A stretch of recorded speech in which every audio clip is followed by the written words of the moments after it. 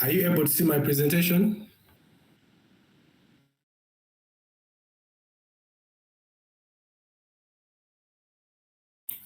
Kali, that's perfect.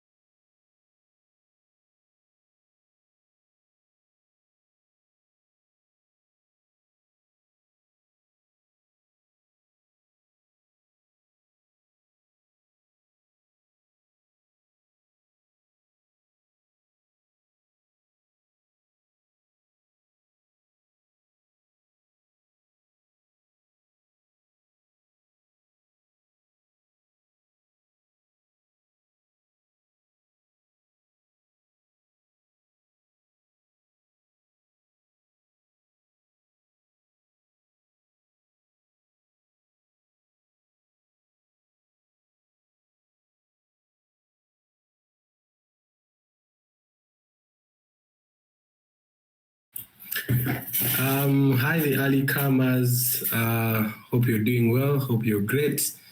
Thank you for joining in.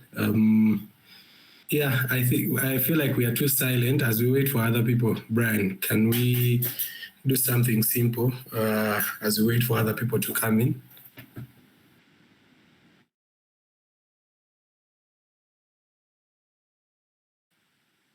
Yeah, Lewis is leading us in a session. So Lewis, take over, please.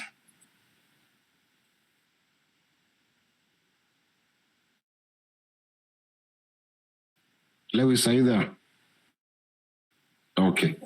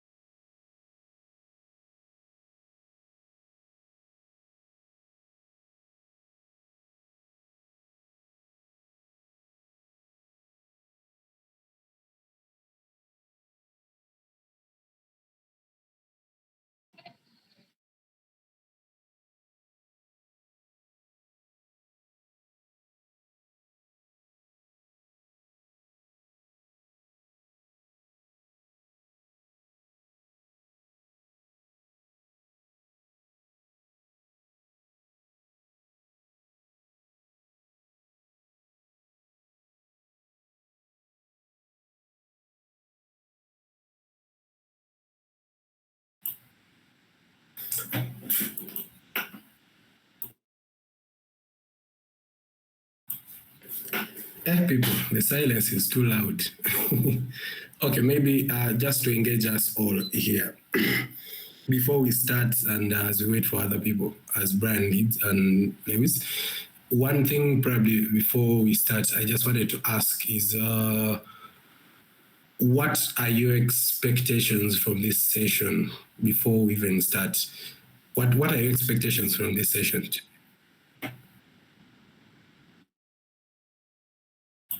Anyone, you're free to raise up your hand or open up your mic and speak and tell us. What are your expectations as Lewis fixes his mic?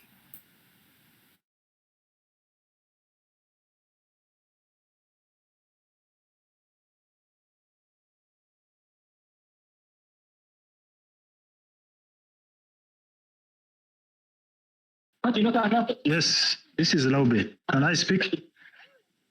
Yes, please, Laube, yes. Yeah, good evening, dears. I'm expecting, since I learned sound in a workshop for the first time, and I wish I'm going to learn something better.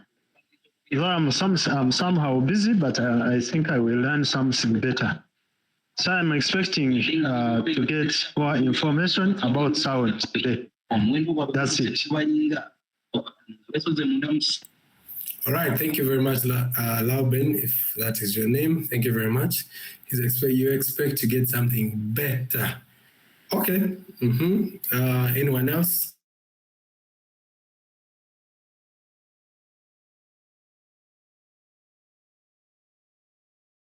I'm very happy to see ladies actually in the room, because most ladies shy away from sound, think it is complicated, yet it is actually one of the simplest things. So any ladies in the room, what are your expectations, or any other person?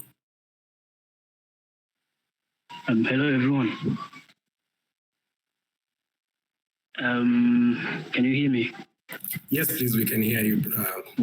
Thank you so much. So my expectations today is to learn more about audio channels and how we can use those audio channels, maybe on the film conversations, maybe anything about sound, how we can use them on our edits so that we can get that perfect sound that is needed for the festivals and whatever. Because I've heard if you mess up on the sound, you messed up everything. So I really need to know what makes sound look bad and what makes it look good. So that's it. All right, thank you very much. Yeah, that I mean, you're very right. When you mess up sound, I mean, you've messed up a lot of things. People can forgive you for bad picture, but they will never forgive you for bad sound.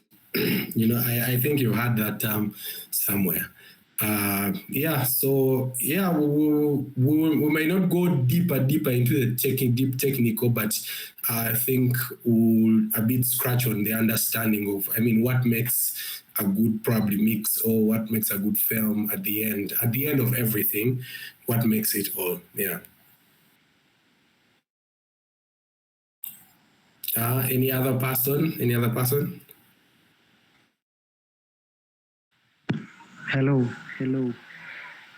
Yes, please. We can hear you. Yeah, good evening, everyone. My name is Eli, and my expectations are quite many, and I can't give all of them names, but I would say I expect to walk away with answers to a few questions that I've been having, and hopefully this conversation would spark a few more interests, of course, to learn more about sound and see where to correct in the mistakes we have had before, of course. And I think sound is one of the most important aspects of film, like you've always echoed. You can be forgiven for bad picture, but not for bad sound. So this session, I think, for me is very important. Anything out of it would be important. Yeah.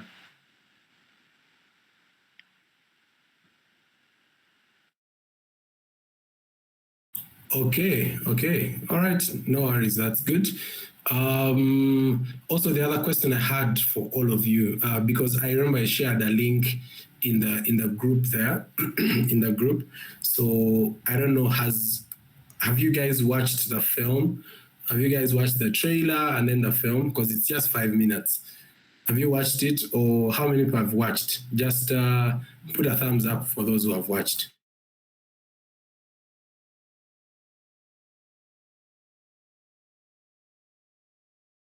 All right. Okay. That's a good turn. Okay. Nice. All right. I think we'll also dive a bit deep. We may not dive deeper into that, but at the end of this session at the end of my presentation, and we've finished going through everything, I think we'll be in a better position to actually try and break down that film and break down some of those elements and understand them even much better, and know what was the reason behind the different decisions that I made when I was doing the sound for that film. And then you're also all free, because we are all creatives and you're storytellers. You're free, or you also be free to share some of your insights. What could have you done different? Because we are all telling a story, but we can tell it in different ways, but using sound. So we'll be able to dive a bit in there. That conversation is very important to dive in, just to understand, that one, yeah. One last expectation, then I think, Brian, you take over, because I think we can't wait for everyone to come in. Then we just start. We can't wait for people to come in. We just start. As a rule for production, we must keep time, and we're already 15 minutes late. But yeah, one more expectation for this session, then we can, Brian can take over, then we begin.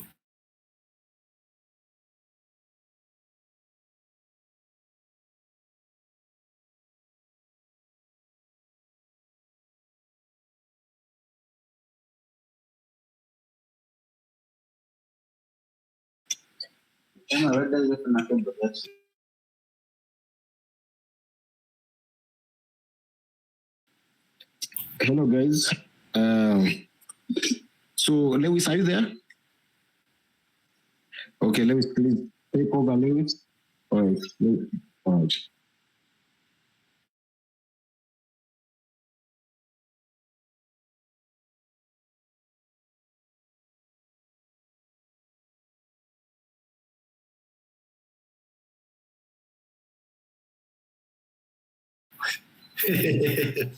Yeah, that's a good test.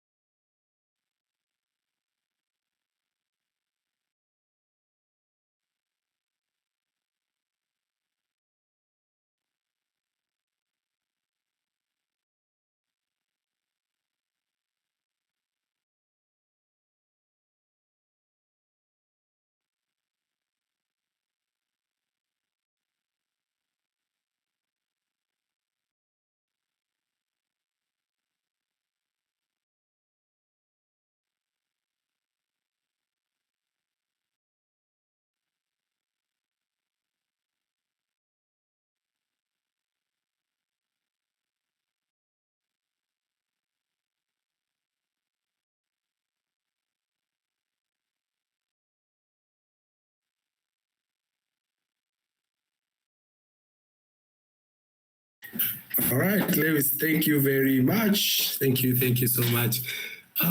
Okay, where do we start from? Okay, thank you very much, everyone, for coming through. I hope everyone hears me clearly. I'm not using a professional mic, so it's okay. I'm using my laptop's mic, but as long as you can hear me, we are good. The purpose of sound is for you. Can you hear? Is it good? Good, we go. All right.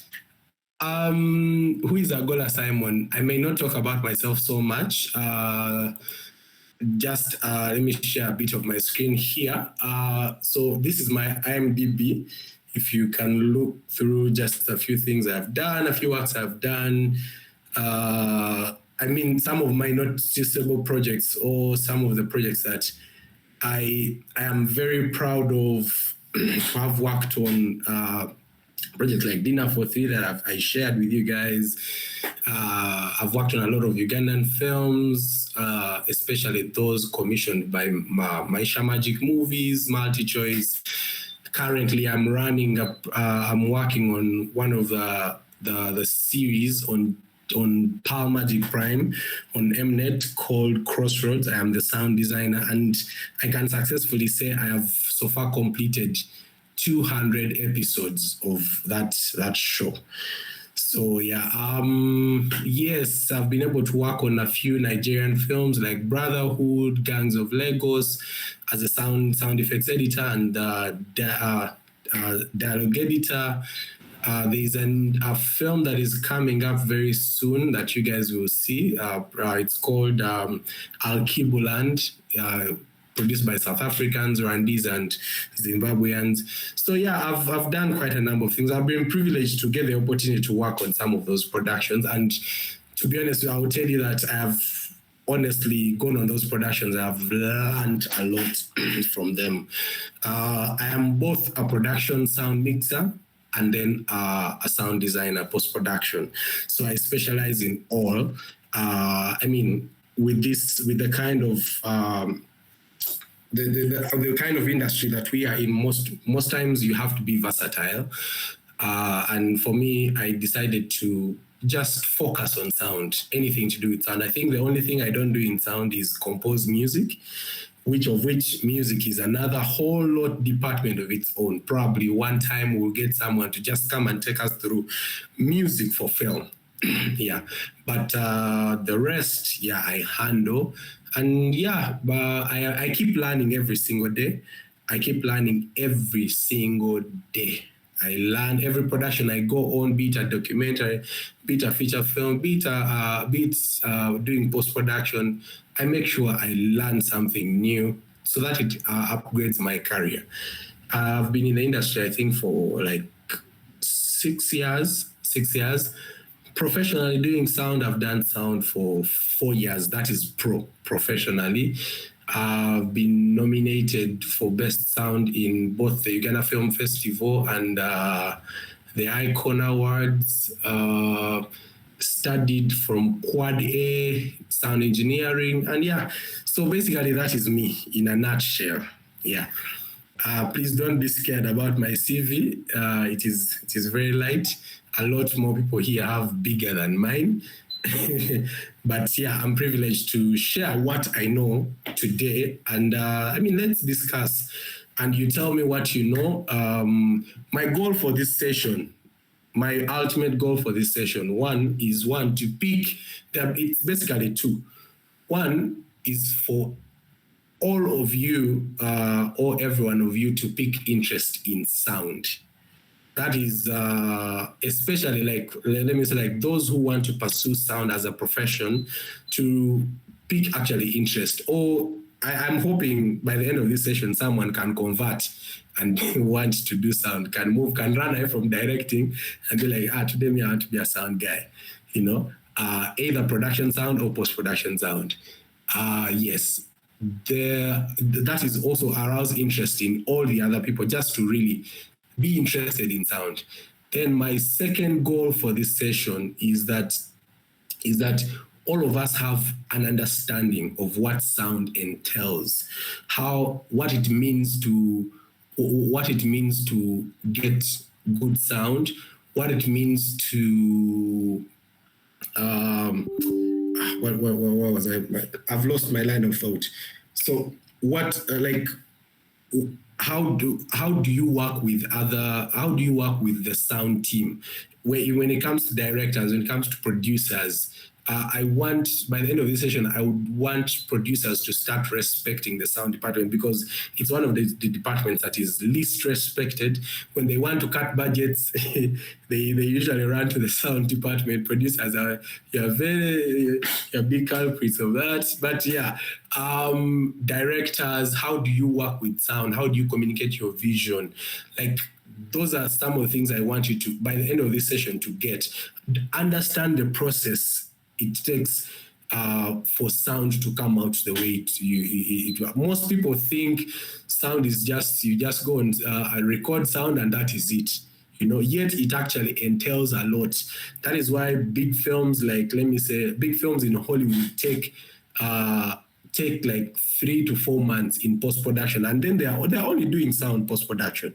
They're only doing sound, and then you see people with huge fancy gears, Like, for me, my goal here is to help you understand what exactly it takes actually sometimes to actually execute the best sound. I think also the other thing, probably another goal, is for you to just have a basic understanding of what is sound, so that if you're doing your short film, you have no budget, or you have a big, for everyone who has the smallest budget, no budget, or you have a big budget, for you to know where you fall and be able to still sound, but using the small budget that you have.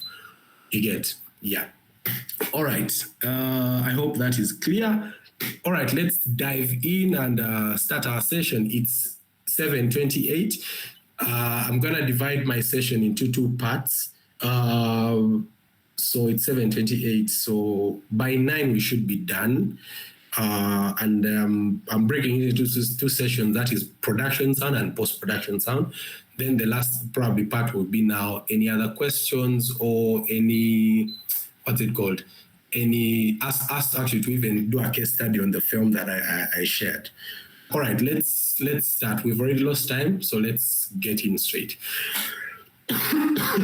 Excuse me, sorry. I have a bit of a flu. All right. What is sound? What is your understanding?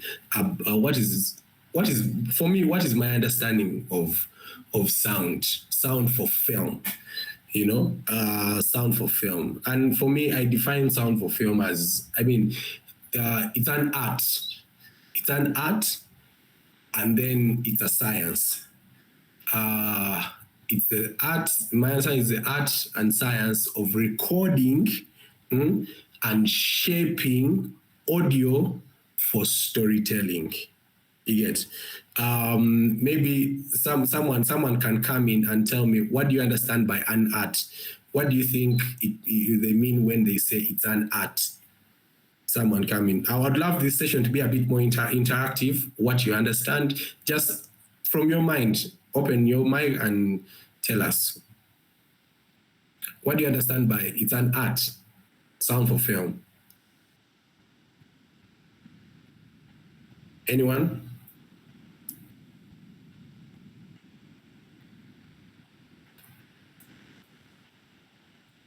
Guys, no one wants to speak today. All what I'm speaking is too technical. I can speak. Yes.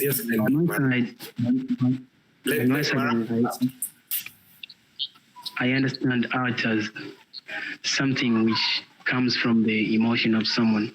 So everything can be art, but everything comes from the person's emotion about something. So it brings it out through form of art. It can be sound, it can be visual, it can be drawing, it can be any kind, it can be music. So that's how I understand shortly about art. Good. Okay. Then Finley Maranga.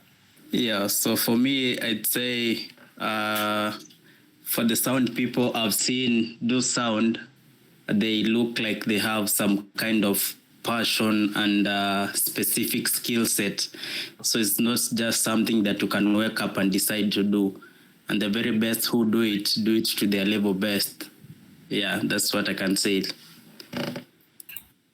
I mean, you guys are all valid. I mean, for me, my understanding as an art, as both of you have said, one of the things it stands out for me, it's an art. It's a creative element. You know, sound is a creative element. Most people look at art as look at sound as very technical and very detailed, or physics. But it's an art also. You know, it's you have to be creative. How do you use audio or sound creatively to actually make stories, you know, create a story. So that is the creativity of it. However, it's also a science, you know, a science where now we go into the physics of it. That is how microphones work, vibrations, frequencies. Those are some of the things we'll get into them as we go. Some of the, like, it's a science. There's technicalities to it. The recorders and the mixers that we use, there's a physics to it in the making and the creation. There's a physics to it. So that is what makes it a science. So when you bring these two together, they give us what sound for film.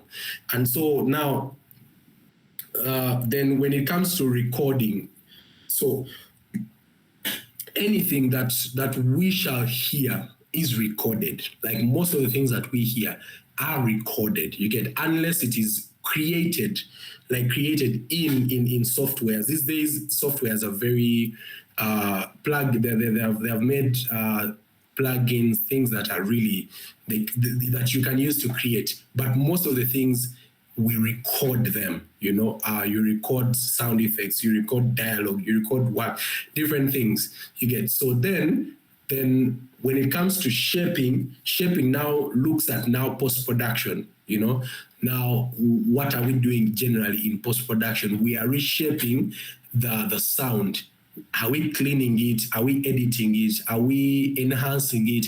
Are we touching it up? What are we adding? We are basically shaping the entire sound score of the film. We are basically shaping the entire sound of a film or of a story, you know? And then audio, basically now that is audio, sound itself. And then storytelling. Now, one of the things that people forget about sound for film is, man, this is storytelling.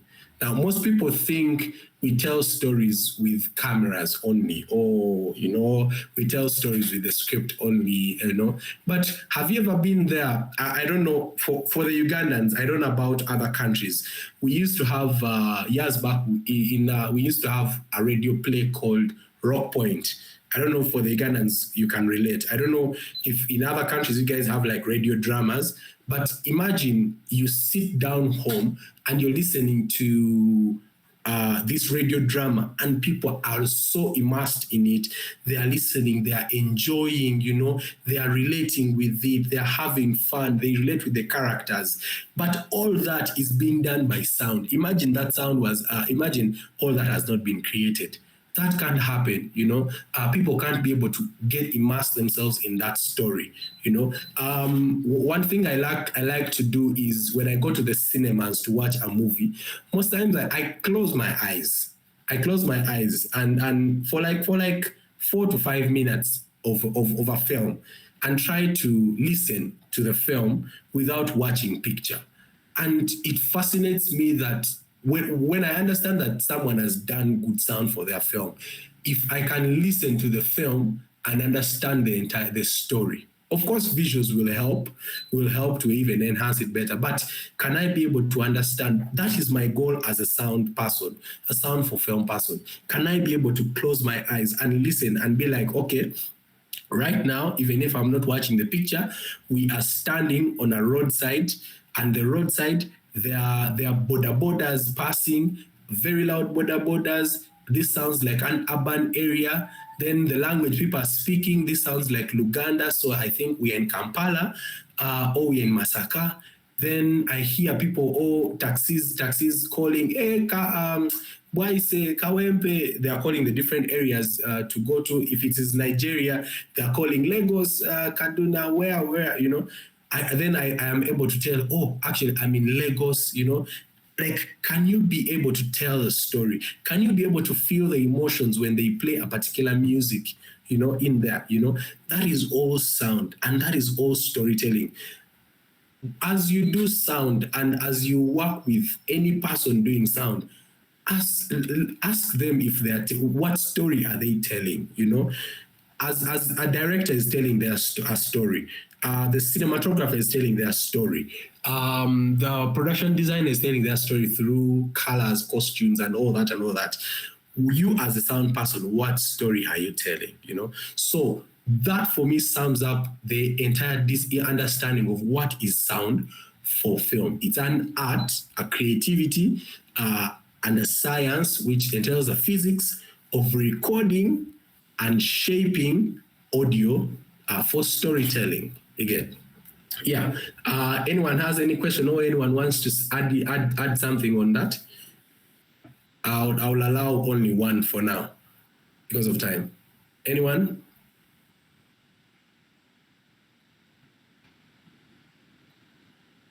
Guys, let's try to be quick if you have anything to say so that we can be able to save time. Anyone?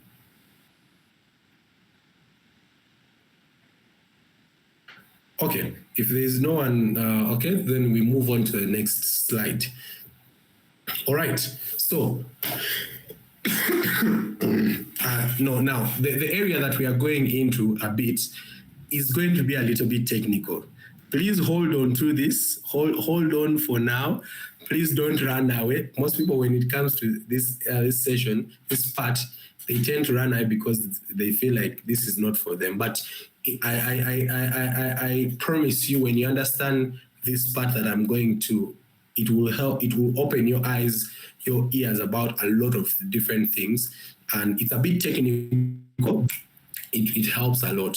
So now for you to do sound, or for you to do anything in relation to sound for film or sound for motion pictures or sound for anything, you have to understand what we call sound engineering, and it's the practice of using technology and understanding of sound of physics to record. So to record, process is what we can say like manipulation and optimize sounds, So that is the process. That is basically sound engineering. It's you using technology and other things to manipulate, record, and make sounds, And for me personally, as Simon, any other sound engineer can, everyone has their own different opinion about this. But for me as Simon, from my learning, for me, I've realized there are three basic things that affect sound entirely, that basically make up sound, of which one of them, the main one is frequencies. We shall get into that and you guys understand it better. Frequencies. Number two is acoustics, or what we call environment, the environment. And then volume. So volume, we can also term it as level. That is how loud and how soft something is, yes. Frequencies. How do I break down frequencies? Okay, environments. Okay, let's first focus, because I want to dive deep a bit in frequencies in the next slide. But acoustics. What are acoustics and the environment? So you see, the environment that we are in, for example, the room that I'm speaking in right now, if you can hear, there's a bit of reflection, there's a bit of what most people may call echo, but the right word for it is reverb. Is reverb. I think after this session, try to go deeper, try to note down some of these things that, well, probably in your free time, you just go deep and research about, like what's the difference between echo and reverb. Echo is more of repeated sound. When you shout, probably, let me say in a long tunnel, and you shout, then it goes, it goes down, phasing out and dying down. However, reverb is just reflection. It is not repeated, but it's just elongated. It's reflections. Like when you speak, sound goes and bounces somewhere and then comes back. You get it doesn't repeat, but it just bounces, reflects somewhere. So different rooms. So acoustics. You get acoustics and the environment. You cannot hear echoes in a place where there are no things there are no obstacles or like walls, things that obstruct the sound, or things where sound can travel and bounce on. You get if you're in a field and you shout, your sound will travel as far as it can go and die out somewhere, because it will travel and go far and go far and go far until its energy dies out and it dies out. You get so a lot of the environment that we are in, the environment and the acoustics of a place determine a lot of what a sound will sound like. If you get my point, it will determine a lot of what a sound will sound like. My voice in the toilet will sound different from my voice in outside. You get my point? My voice in a hall will sound different from my voice in a studio. You get it? That is why when people are recording music, they most times record it in studios where it's mostly acoustically treated. There are no reflections, there are not echoes, so that their sound is more controlled, so then they can be able to affect it in whatever way they want. Yeah. So yeah. Then now frequencies. Let's now go to frequencies. Now frequencies is what makes up sound. Let's try. Who basically, okay, before we even go to frequencies, who knows what frequencies are in relation to sound? Who can tell me what frequencies are? In your own understanding, what do you think frequencies are? Question. Just open your mic and speak. Let's not be shy. There's no wrong answer here, guys.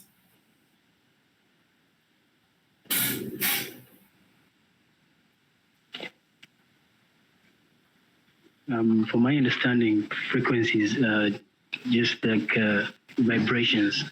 They are sound vibrations moving up and down. So that's it. That's a short answer. There's like vibrations going up and down. Depends on whether the frequencies are higher, so they will pick more. If the frequencies are lower, then they pick less. So something like that. Okay.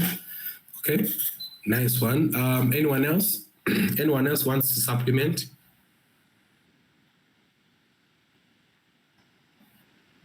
Anyone else? Abebe, do you want to add on anything from classes of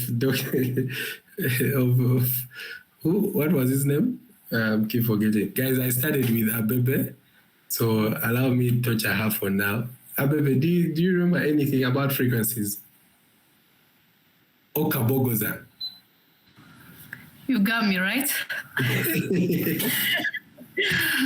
Okay, I think frequency is the rate at which something is occur over a particular period of time or given of us a sample. So when our lecture was showing us the frequency when it was going up and going down, do you remember when we both doing the sound assignment together? Yes. And you showed me the frequency, right, on the mixer? Yes. Yeah, that's the only thing that I remember actually. Okay. Kawogoza, I'm putting you in the spotlight. What do you know about frequencies, sir? Someone allow me to pass that on. To who? Pass it on to... Please choose someone. Let me throw someone under the bus today. Let me pass it on to Finley. Finley, okay. Now Tumajana has run away. I was going to throw him under the bus, but it's okay. Kabogoza is running away. Finley, yes. The small idea ahead was frequencies is the level of sound. I'm not very sure in what particular matters, but the level in terms, I've heard sometimes there's a very low frequency that the human ear cannot hear. There's a frequency that we can detect. There's a very loud frequency along those lines. All right. Okay. Nice one. Okay. Perfect. Guys, thank you very much. I mean, all your answers are valid. But let me give you, I think for me, I tried to break down frequencies in a layman's language or in a way that I understand it better, you know? And I hope when I explain this, I think probably most of you could really understand it better that way. So frequencies, what are frequencies? So frequencies refer to how fast sound waves vibrate. Basically, how many times per second the air molecules move back and forth. Now, the thing about sound, what creates sound is everywhere, and why and most times for us, we say, as sound people, we say there is no silence. You get? I don't know if you guys understand that. Like there's no such a thing as zero sound. Like even at the softest, like no, you're not hearing anything, there's sound happening. Why? Because in the air, in water, there are different molecules to the tiniest of the bit, the dot. Now, when you speak, and let me say, when you're speaking and you push air out of your mouth, the air coming out of your mouth will push molecules in the air and they will move back and forth. You get? So they will move and knock each other. So it knocks each other, it knocks the other moves and knocks the other, knocks the other, you get? And it's the same thing as when you drop, you remember what we do in water, where you drop or a coin or a stone in water, calm water, and then you see ripples. So it moves like that. So it keeps pushing the other molecules, until the energy dies down at the end. You get my point? Please stay with me here. So, like, it's how many times per second the air molecules move back and forth. Each and every second, how many air molecules, like, how have they moved? I don't know if you guys are, okay, the movement they are creating, you get? In a second, how many movements have been made? You get? Now, if in 1 second there are 20 air molecules, 20 waves have been created. Let's use the example of water, of you dropping a stone in water. In 1 second, if you drop a stone in water, and then the ripples, those waves, in 1 second, 20 waves are created. That we can say you've created 20 Hertz. You get? Like, that is 20 Hertz. You get? 20 Hertz. If 21 waves have been created, those are 21 Hertz. 22 Hertz, 23, 24, 30, 50, 100, 200, 400, 500, 1,000, 10,000, 20,000, up to even 30,000, 100,000 and above. You get? Frequencies go as low as 1 Hertz. You get?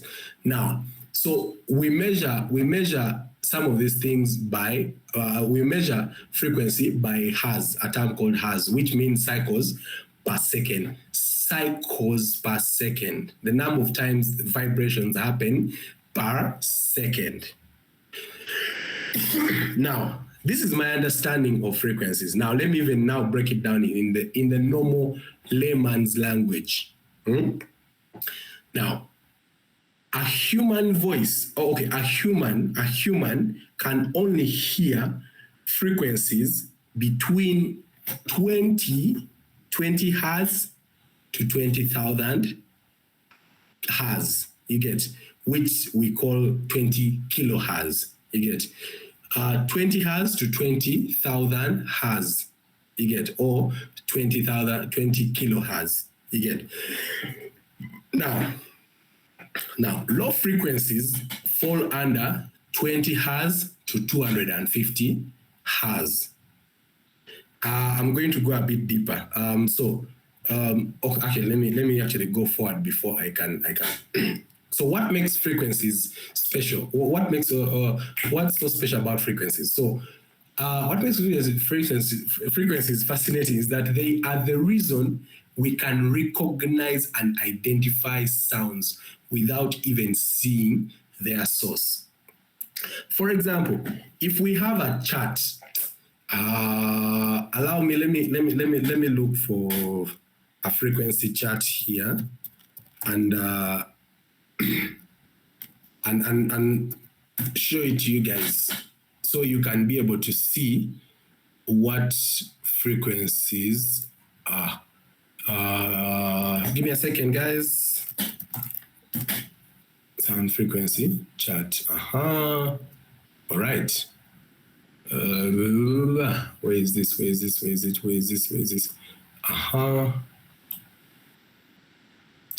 Let's try to use this image. I don't know if you guys. Let's look at this image. Now, every one of you look at this image clearly. Now, when you look at this image, you see that on the horizontal axis, horizontal is there from my left to my right, there are different lines. 1, 2, 3, 4, 5, 6, up to where you see 20K up there in the upper right corner. Now, this one, if you look, every single line that you see there represents one frequency. It represents one frequency. That is the first. So frequency number 1 will be 1 hertz. Frequency number 2 will be 2 hertz. Frequency number 20 will be 20 hertz. Frequency number 100 will be 100 hertz. You get. Now, when you look each and every line there, for you to understand what I mean by, you can be able to identify someone's voice, or someone, you can be able to identify a sound without seeing it, is every single person, every single sound that is created is a combination of different frequencies. Are you getting my point? Please, if you're getting this, please just give me a thumbs up. Not please. All right. So we look on this plane that we are. On this plane that we are looking at of every single line, there is one line up to the end here. Now, from the left up to the right, on this plane, from left, those are the low frequencies, what we call low frequencies. Those are the subs into the bass, what people call bass. You get? That is, and our bass moves between 20 hertz to around 250 hertz. From your left, if you look on the chart, they're showing you down here on the bottom left corner, we see subsonic. Subsonic is, we can't hear subsonic. Most of us, actually all of us can't hear subsonic. Things that hear subsonic are like whales. Whales hear subsonic frequencies. I don't know, dogs hear higher. So these different lines that you see, okay, so the first 10, those are subsonic frequencies. They are lows. Then from 20 to around 50, up to around 100, those are bass. That's when you hear. Abebe, mute your mic. Okay, so that's where you hear the, like, let me say, a cello, a bass drum, a bass guitar. You know, that's where it falls. Its sound falls. Now, a bass guitar.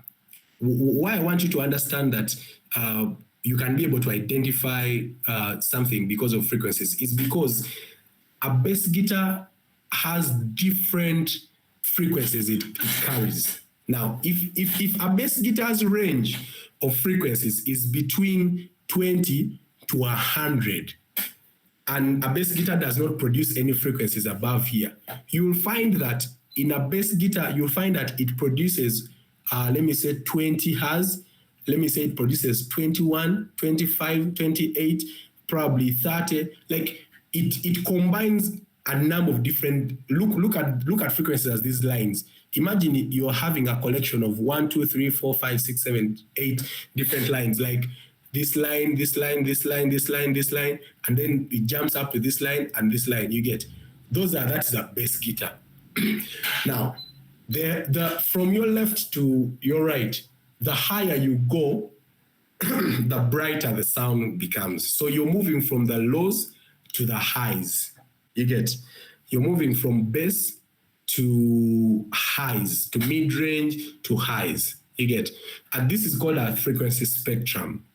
Now, when you come, like, for example, to the middle, around in the middle here, between, let me say, 1,000 to, let me say, 5,000, like 1K to 5K. Yeah? Now, a human voice, most people's voices range between, for the male voices, they dance around 100 or from around 60 to around, and higher, depending on what kind of voice someone has. There are people who can speak with bass, and then you find that their voice, much as you hear more of the bass, their voice is a bit of other frequencies. So someone's voice is combined, is a combination of different frequencies. And that is what makes someone's voice unique. That is what differentiates a female voice from a male voice. You get my point? A female voice from a male voice. Now, what differentiates a voice of Sehene Mariam and the voice of, let me say, Evana, is why if Evana speaks, I can know that this is Evana speaking, and why I know that it's Sehene Mariam speaking, because Sehene Mariam's voice has different frequencies. Their voice might share some frequencies. Their voices might share probably, let me say, 200 hertz, 500 hertz, and 1K. But then the rest of the other frequencies, they may not share. Then my voice and Brian's voice, my voice might have a bit of 50s, 200s, 2000, and then Kabogoza's voice might have only probably 200, but then we might share some frequencies. You get my point? So it's the signature of a voice. Look at frequencies as fingerprints. Fingerprints. All our fingerprints might look the same, but they are all different. That's why when you put it on a fingerprint machine, it will recognize that this is Simon, this is Brian. Because it has seen the different patterns, however much they are all fingerprints. So I hope that point is a bit clear now. You guys understand a bit of what frequencies are. Like, even that's how you can tell what a cello is. You can hear what a violin is. You can know what a guitar is. So when you understand frequencies, you can be able to understand all the elements that now come in post-production, because whatever you're doing on a voice, you are altering frequencies. Like, you are changing frequencies. That a good example is if I make a phone call. For example, we're watching a film and it is a phone call. You hear the other person speaking on the phone call, you hear them as if they are sounding from a phone. Not so? Why is that? It's because yet in the normal voice, we know this person's voice is like this. But when we want to manipulate his voice to make it sound like it's coming from a phone, we remove particular frequencies, we remove them, then we keep those frequencies that might help the voice to sound like it is coming from a phone. You get? We will still tell that, oh, this is Brian speaking, but with particular frequencies, he's speaking from a phone. You get? I don't know if I'm making sense here. I don't know if we've gotten this. Yeah. Like this, if you understand the spectrum, it will help you understand a lot about sound, how sound operates. Another thing is when I reduce volume, when I reduce the volume of, let me say, music playing, I am actually reducing frequencies. I'm not reducing volume. Again, I'm reducing frequency. I am reducing the different elements that make up the music that is playing. I'm reducing those elements. Let's call frequencies elements. I am reducing all of them. I'm reducing them down. You get? Yeah. So I can manipulate someone's voice to sound in whatever way I want by just removing particular frequencies. You get? That make up I can remove the bass and then their voice sounds tiny. I can remove the highs and then their voice sounds bassy. I can boost the highs. I can boost the lows and then it sounds. You get? So whatever you're doing, any alteration you're doing on a sound, you're altering frequencies. You get my point? You're altering frequencies. So when you understand frequencies very well, you are able to know how to manipulate any sound. That is how people make risers. That's how people make those, you remember those Star Wars thingies that they were hitting? I don't know what they call them. I've never heard Star Wars. Like those, I don't know the name, but those things they were using to fight, you know? Like they just manipulate frequencies, you know? They just manipulate frequencies to make something, you know? That's how sound design comes in. That's how music comes in. You get? That's how they are called light sabers. Okay, I didn't know that. Yeah, like that's how music is even created. Music is a composition of different frequencies. You get? You're hearing lows up to highs. You get? Those are the ones you're hearing. So if someone plays keys, if someone plays notes on the higher notes, you hear higher frequencies. You don't hear notes, you hear higher frequencies, but played together. So someone playing a piano can play different notes of different frequencies and they come together and create something. You get? Your voice, different frequencies come together to create your voice. Allow me end there on frequencies because it's a wide thing that we may not be able to go deeper, but in your free time, please just learn a bit more about frequencies, then you'll understand, you know. When the microphone is capturing anything, it is capturing frequencies. It is capturing frequencies at particular volumes. You get? It's capturing frequencies at particular volume. Your voice, why we hear a female's voice has actually low frequencies, has bass. But why we don't hear those basses, why we hear more of the highs is because the level or the volume of the high frequencies in a female voice are higher than the bass in the female's voice. You get? So their voices are tinier, are down, and then their voices are tinier than the male voices. You get? In the male voices, you find that the men, their frequencies, the low frequencies are higher than the high frequencies. You get? So that is basically, in a nutshell, that is my understanding of frequencies, and that's how I can explain it in a layman's language. You get? So each voice instrument or object produces its own unique combination of frequencies called a frequency signature or timbre. You get, that's why people say, hey man, this person has a beautiful voice. It's frequencies that you're hearing, you know. That's why you can tell your mother's voice apart from your friend is on the phone, or recognize a car engine, a dog barking, a piano note instantly. So in film sound, this understanding is powerful and important. So by carefully shaping and balancing frequencies, sound designers and mixers help the audience connect emotion and recognize what's happening, whether it's the warmth of a familiar voice, you get the rumble of danger in Godzilla's voice. When you're in cinema and you heard Godzilla roaring, before even seeing him, you were like, oh my God, this thing is furious, you know, this thing is big, because of, you know, they have amplified the lows, the bass, they have amplified some of these elements, these frequencies to hit you really well, you know. And then the delicate sparkle of a moment of hope from a flute. When you hear a flute, it's beauty. You're hearing frequencies that are playing, but playing, working together beautifully, different frequencies. You get my point? Let me take you just back a bit. As we said, low frequencies are between 20 to 250 hertz. So they range around there.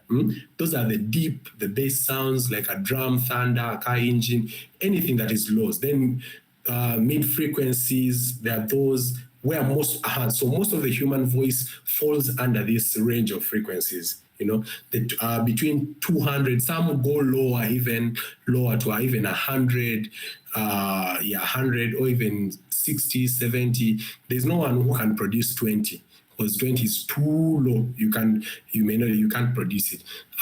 Then in instruments, high frequencies going for 4,000 and above. In your free time, go on YouTube and search what's it called? I'm forgetting the name of what it is. Just search a tone. Just search a tone of sound from 20 hertz to 20 kilohertz, and then you listen and hear the sweep that is from the lows up to the highs. You get. All right, guys. Let's leave frequencies. Humans generally hear from 20 hertz to 20,000. That is where our hearing range ends. And also our hearing range keeps dying the more we grow. You know, as age comes in, there are particular frequencies that you won't hear. A child can actually, because their ears are fresh, they can hear frequencies in around 18,000, 18K to 19K, or even 20 somehow, you know.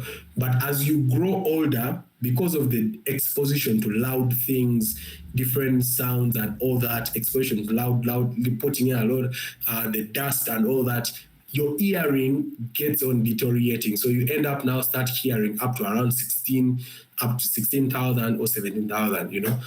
That's why you need to always protect your ears. Don't listen to very loud things, guys. Very loud things. Or if you go to a concert and those guys are blasting music, guys, please, because of your ears, try to distance yourself. Be far.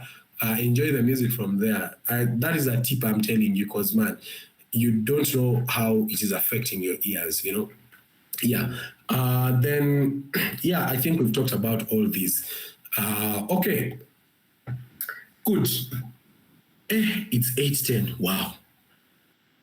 Sorry, I had to dive deep a bit in frequencies so you guys can be able to understand. I hope people have understood. If you have any questions, please, can I take only 2 questions, please? If anyone has any question on anything the things that we've talked about, does anyone understood? Any questions?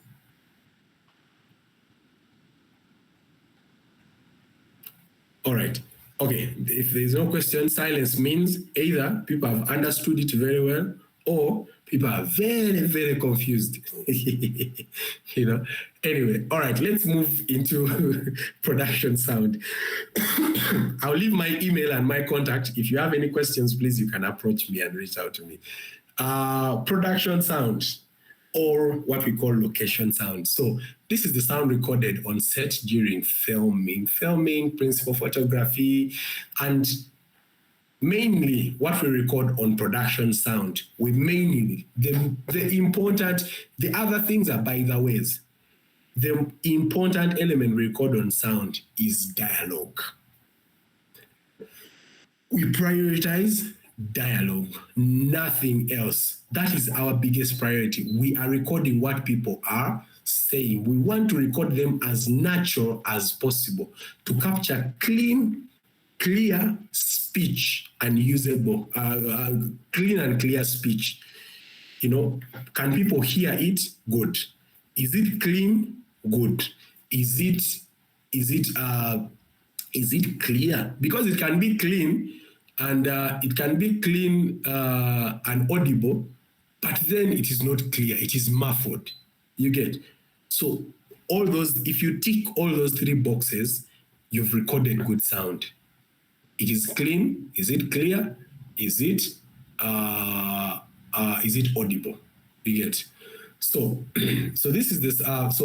But then we add on any other sounds. That is sound effects, follies, ambiences.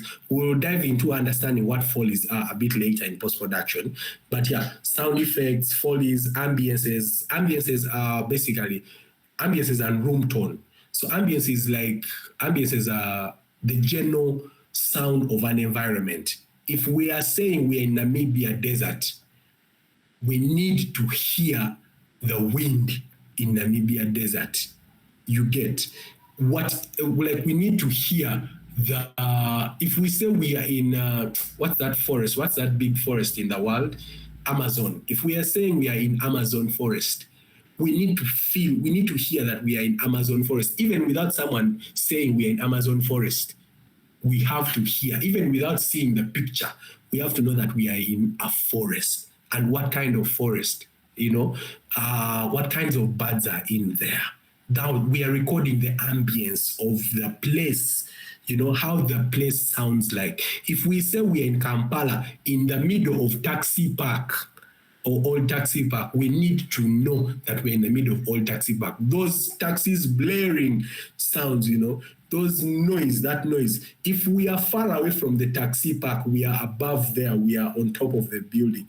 We need to have that perspective. We need to understand that we are in there. That is our ambiences and environment, you know. Then when it comes to room tone, I know if you've been on our film set, there are times when the sound recorder says, and this is one of the most annoying part for every single person on production, like they hate that part so much when the sound person says, guys, can we keep silent for 30 seconds and I record room tone? That is when everyone, you know, people feel like they want to, yes, it's only 30 seconds, guys. People feel like they want to strangle the sound person, you know, and then people have to stay silent. But we want to record how that room sounds like. Why do we record that? It helps us in post-production. When you clean up the dialogue, you lose the nature, the naturalness of the room or the environment that you are in. So to restore that naturalness, you layer it with the room tone that we recorded and how the room sounds like. You get people. If there was a fridge on, we now add we record the room with that fridge on and just have 30 seconds of silence for everyone, and just we hear how that room sounds beautifully. And then now when it comes to post-production, we edit dialogue, we just add it in and it makes things come alive and beautiful. You get? Yeah. So next time when you're in production, guys, if the sound recorder says, give me a minute for room tone, and room tone is supposed to be recorded between 30 seconds and above. It can even go for 2 minutes, depending on what time. So if some respect, please give them audience. Respect it. Yeah. Okay, next. So this one for me was my notes to producers and directors, anyone concerned. So it's sound, or production sound, it is the foundation of a film sound. If you capture it well, the rest of post-production becomes much, much easier. But if it is bad, no amount of post-production magic can truly fix it. We won't fix it in post unless you have $1 million. If you have $1 million budgets and a lot of time on your hands, it's basically as if we'll be creating an animation. We'll be creating everything from scratch. If you can't afford $1 million budget, $1 million budget, or you don't have enough time and $1 million budget, and even the right people to give you the right skilled people to make for you that sound, then please prioritize sound on production, because if you mess up sound on production, you can't restore it in post-production. The producers here understand that. I know many of you have films that you have kept on your laptops, on your computers, because you couldn't release it because they have bad sound, like terrible sound, because you didn't prioritize it. You called the sound guy on the last day. You called him that evening and told him come on set in the morning. You didn't call him for location recce. You didn't call him to go and see the location, and they reach the location. You're shooting a scene in a home, and the home is described as it is deep in the village where it is silent, and then the location you guys chose is on the road. Is along the road, and cars are blazing. You get. What story are you telling, So production sound captures the performance as it happens, real emotion, real tone. Like production sound wants to give us realism. The way you capture the picture in its true character, that's how you should capture even sound in its true nature. You get the real space, the real tone. When it is done well, it saves time in post-production. We will not spend years in post-production editing things, fixing things, because the production sound person did a good job, because you gave them the right environment and time. It keeps the story authentic. If you're in the village, it keeps it authentic in the village and gives the audience a natural connection to the actors and environment.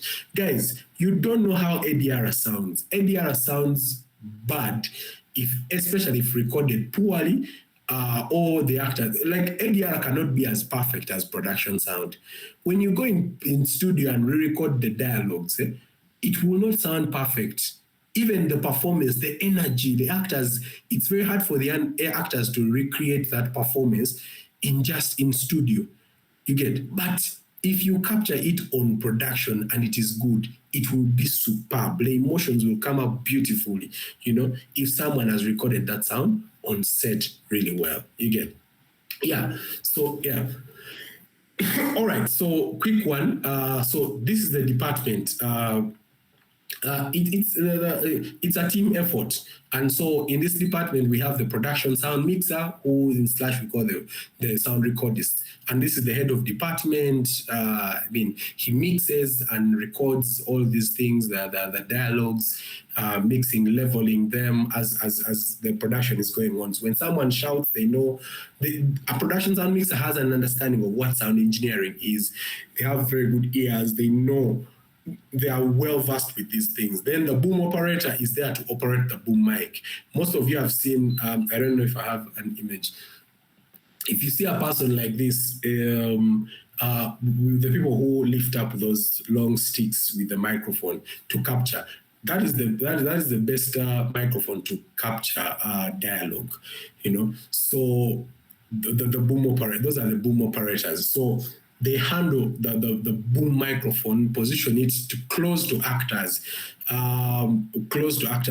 Most times what we say, close to actors, like not dropping in frame, but close enough to pick the voice of the actor, And we use shotgun microphones, and those mics are supposed to point, when you're booming, you're supposed to point not to the mouth, but to the chest of the actor. I don't know if you understand, because the way sound travels, the physics of sound, the way sound travels, it travels upwards. You get, it travels upwards. So when you aim it to the mouth, by the time sound travels upwards, it may miss, your microphone might miss particular frequencies, you get.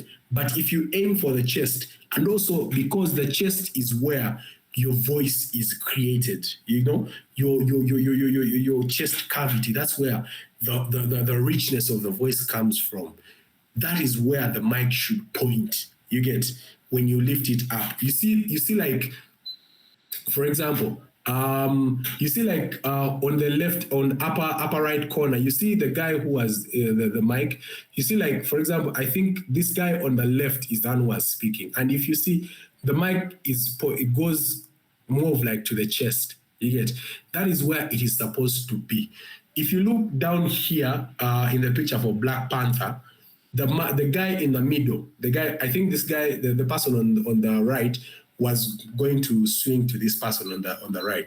But the guy in the middle, when you see, he's pointing to T'Challa's chest, more to the chest, not on top of his head or to the mouth. You get inches away from where the camera is. So as you're boom operating, you need to see the frame, know what lenses are. If it's a 24, you know, that is a wide. That's a bit wide. You won't be able to boom perfectly, but you put the boom there, you know. So then it helps you to boom rightly, you know. If they have gone for, I think 85, you know, this is a close-up, you know. So then you go deep in so you can get even perfect sound there. You get then. And it needs timing, it needs focus. You are swinging the boom between characters or a person, you know. Then you're moving with them. There are scenes where people are running and you have to run with them, but you keep the mic there. Booming is a technique. It is not about energy. It is a technique. You must understand the technique of how you move that microphone and how you hold that stick up, so then you don't get tired, but then still you're able to capture the dialogue perfectly. You need to read the script and know the different dialogues, especially for scripted content. You need to know the dialogues. You need to read the scripts and know the dialogues. You know, okay, this actor is, after this person says this and they're ending this, I need to swing to this person because they are saying the next line. When you know the dialogues and you've attended rehearsals, you know how to swing between the different actors. You get my point? Yeah. Then now, after that, then there is the utility sound technician or sound assistant. So most times, usually, those people are just there to help on the production. They are cable wranglers. Because most times we connect cables on the boom, so they help, especially if it's like the cable is long, they help handle the cable so that people don't trip on it. You know, they are cleaning. They help in prepping. They monitor wireless microphones, prepare them. Some even help in miking. Most times the assistants become the second boom operators. The way you see these guys with three people operating, you might find that the third person is the second, is probably a utility person, but because this scene requires a lot of booming or different, then they bring in a boom. They make him a boom, a third boom operator. They operate the boom. So so for them, their job is that most of this role is taken by like interns, sound interns, people who are learning sound so that they can be able to learn some of these things from the production sound mixer. Then, however, on smaller productions or most of the productions that we do here and you don't have enough budget, most times you find that it's one person doing everything. You get a good example is this guy on your upper right or upper left corner. This guy is doing everything himself. He's mixing, he's booming. He does it. Basically, he's a one-man army. You get. So most times you find things like that. But on productions where you have the budget, please, you don't know how important it is for you to have enough people to help out it gives the person focus. It gives everyone time to focus on whatever they're doing alone instead of combining everything, you know? Yeah, but still, if you don't have enough budget and your budget is tight, most times one person does it. I've done productions like that. Actually, I think 70% of all the productions I've done as a production sound mixer, I have done them alone. like I'm mixing and booming at the same time, mic people, everything. Of course it's tiring, but I mean, that's the nature of our industry that we are in. We haven't yet gotten to the big budgets where we can afford everything else. All right, so if you see the production sound mixer, so your production sound mixer's kit can go as huge as or the lady on the left or the guy on the right, or as small as the kit that you see down there, with the Sennheiser G4s and like a small mixer in there. All of those will actually give you very good sound. I am telling you this. And this is where we come in with the saying of, it is not about the equipment that much. Of course, the equipment matters, yes, it matters. But who is the person behind it? Who is operating? You get the guy on the upper right corner is called Simon Hayes. If you see the guy this side, the guy putting his hands in the pocket in front, that guy is Simon Hayes. He's one of the best sound. He has 2 Oscars for production, best production sound. Or he won, I don't remember, but he's very known for recording musicals. He's the person behind the sound for Wicked. If you listen to the process that he goes through in prepping, the analysis he does, the decisions he makes when recording sound for Wicked, you are amazed. You see that he has the experience, the knowledge. Even if you give him the least equipment, he will be able to give you very good sound still, because he has the experience and the knowledge, So invest in understanding and knowledge and skills to be able to get very good sound. You get. Yeah, so that is basically a sound mixer. These are some of the gear. We'll get into some of the gear very soon, quick. Yes. Then boom operators. We've talked about boom operators. Then what we capture dialogue, room tone. We've talked about is wild tracks. Most of you, I don't think know wild tracks. Wild tracks is when, for example, a scene ends, and for example, I mean, you can't take like a second take or like a third take, and then you feel like this place is a bit like it is chaotic. What you do, you find, like, let me say, a quiet environment, quick, when the actors are still hot coming from the scene, record those dialogues, but now without the cameras rolling. You get, like, you re-record them, you let them speak now in the boom to capture even the dialogues much cleaner. Most times, those wild tracks actually sync much easily and give you a better performance than ADR.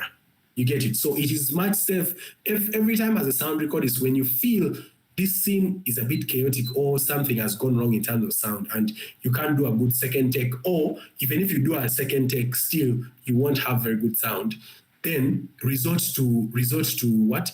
Resort to wild tracks. Quick, talk to your director quick and the AD, so you record those wild tracks. They help a lot in post-production, actually, if you didn't know, in dialogue editing. Then practical sound effects, follies, people walking, footsteps, because sometimes an actor might exit a scene and then they stop at the door. Because they have moved out of frame, they've stopped at the door. So you re-recording some of those footsteps, they help us in post-production just to even complete their footsteps as they go, the doors closing, and because you don't want to interrupt the dialogues, people speaking, so you close the door slowly because it is off screen. So you help us record that door, things like that, just to phones ringing, like some of those things to just help us in post-production. They help. Even if you're not going to, as any indie filmmaker, low budget, you don't have a post-production team to do for you post-production. If your sound record is recorded for you, some of these things, when you go to editing and you're editing picture and you don't have a person doing for you sound post-production, you'll be able to use some of these elements to actually make your film better, even when you don't have a post-production person, you get. So it is very important. That's why I'm saying it is very important for you to get a sound mixer, a professional sound person to do for you sound. Don't compromise on sound. Then atmosphere, that is environment, ambiences, and all that. These we've talked about. Then tools and equipment. These I won't dive so much deep, but let me just run through just a few so you guys can understand. So different mics serve different purposes, microphones. So we use shotgun microphones. Shotgun microphones, they're like pencil microphones. And some of those microphones are like Sennheiser MKH416, Rode NTG, and different ones. They pick very good dialogue actually. Because they are directional microphones. You'll understand what I mean by directional. Then when you have lavalier microphones, those are the mics that you put on actors in their costumes to capture their dialogues, you know. Then the plant mics, you can just plant it somewhere to capture something, you know. You can even use it like in a car dashboard, things like that, so that it is not seen on camera where, you know, where the boom can't reach. So some of the examples of the shotgun microphones, you see this is the NTG5, the Sennheiser MKH416, MKH50. So, but one thing that you need to understand by the polar patterns, these mics is that the shorter, when you see the shorter the mic, the wider pickup pattern it has. You get the longer the mic, the tighter or the more directional the mic is. For example, if you are inside a room and you have, let me say, 4 characters speaking, I would prefer to use the Sennheiser MKH50, the upper one, which is the short one, because it has a wider pickup pattern. It will pick people, all the 4 people, very clearly because it has a wider pickup pattern. You get. And also the fact that we are indoors, the room is much more controlled.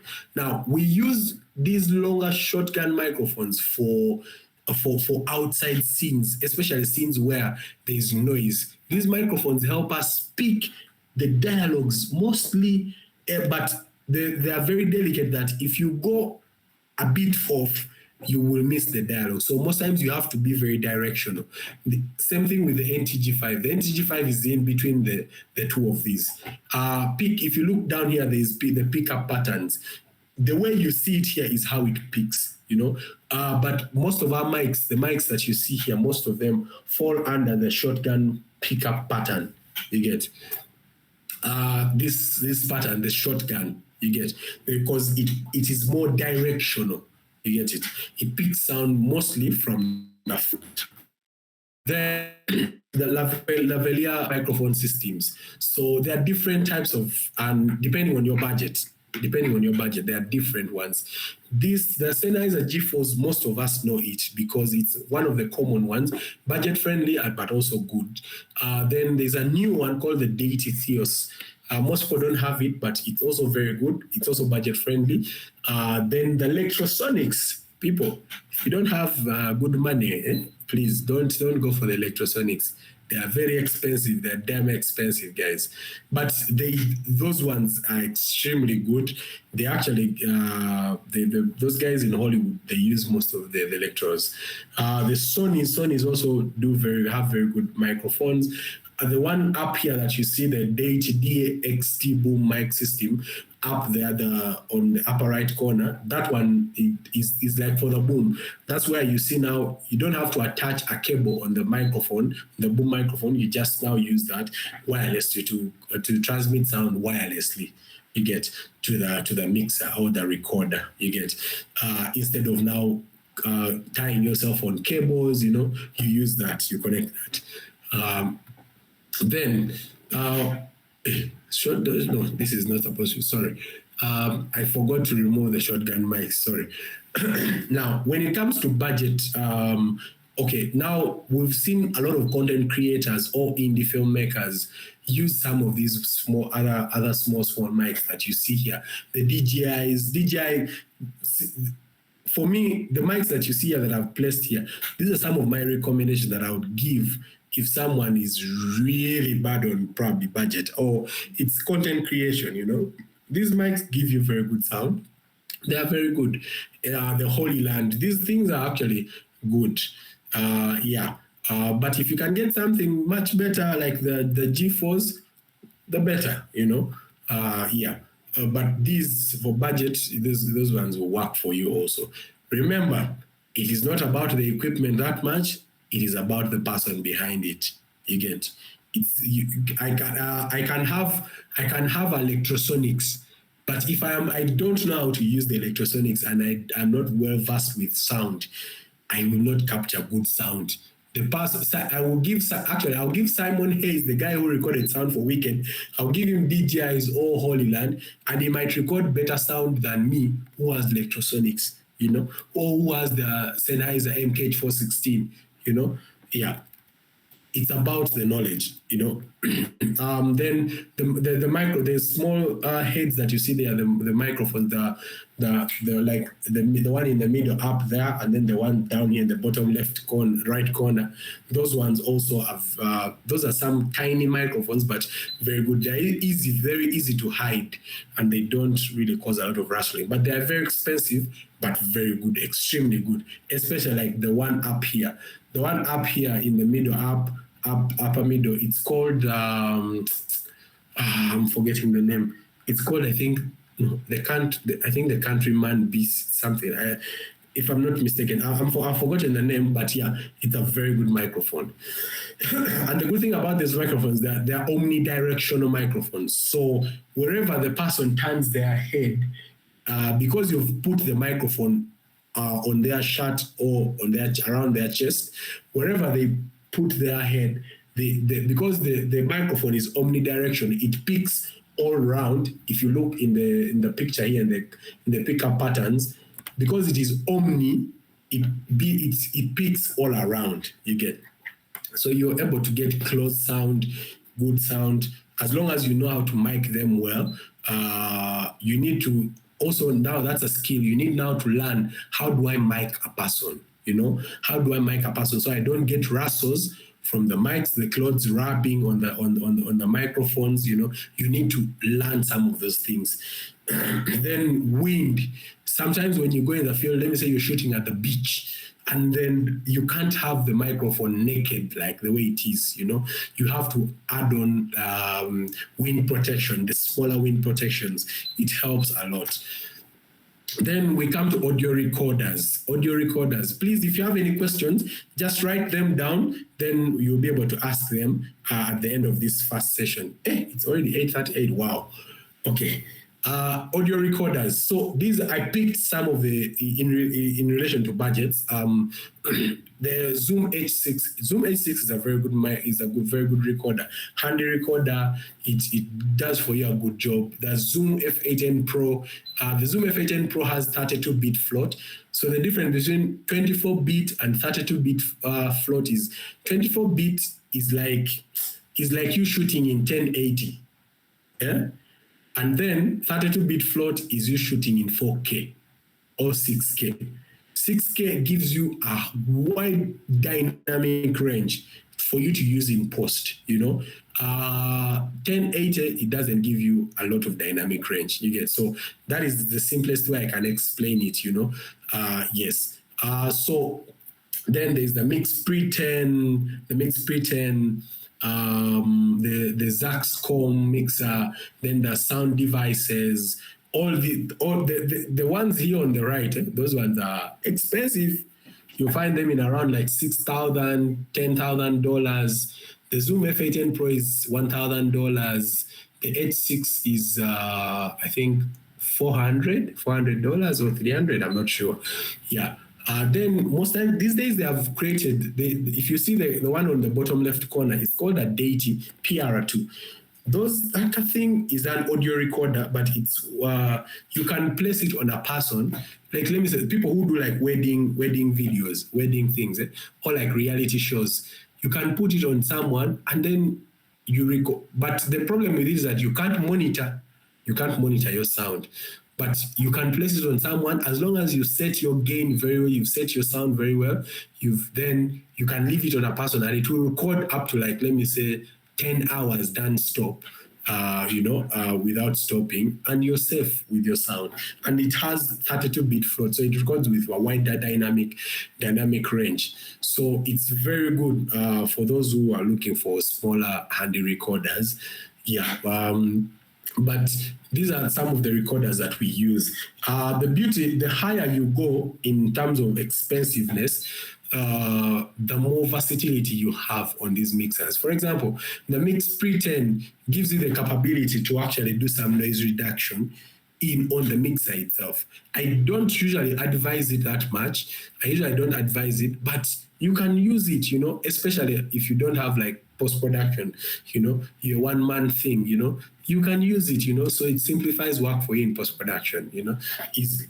The Zoom F8N Pro, they have limiters in there, limiters where if your sound is going above where you feel like it is distorting, the limiters can help curb some of those things. But also if you use it poorly, if you use the limiters poorly and you don't know how limiters work, and you just place it on there and crank it up, then it will end up just spoiling for you things. You get so all of these features in there, they are there to help you, but you need to understand how they work.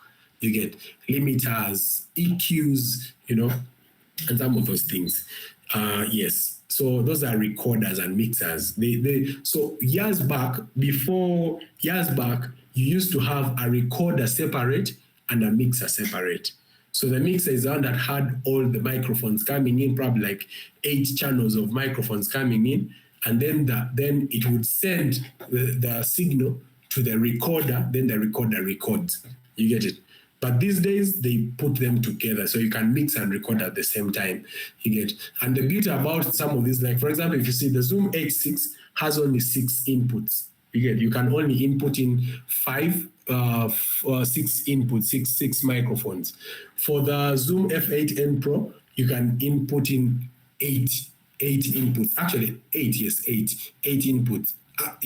Then the Mix Pre 10 inputs.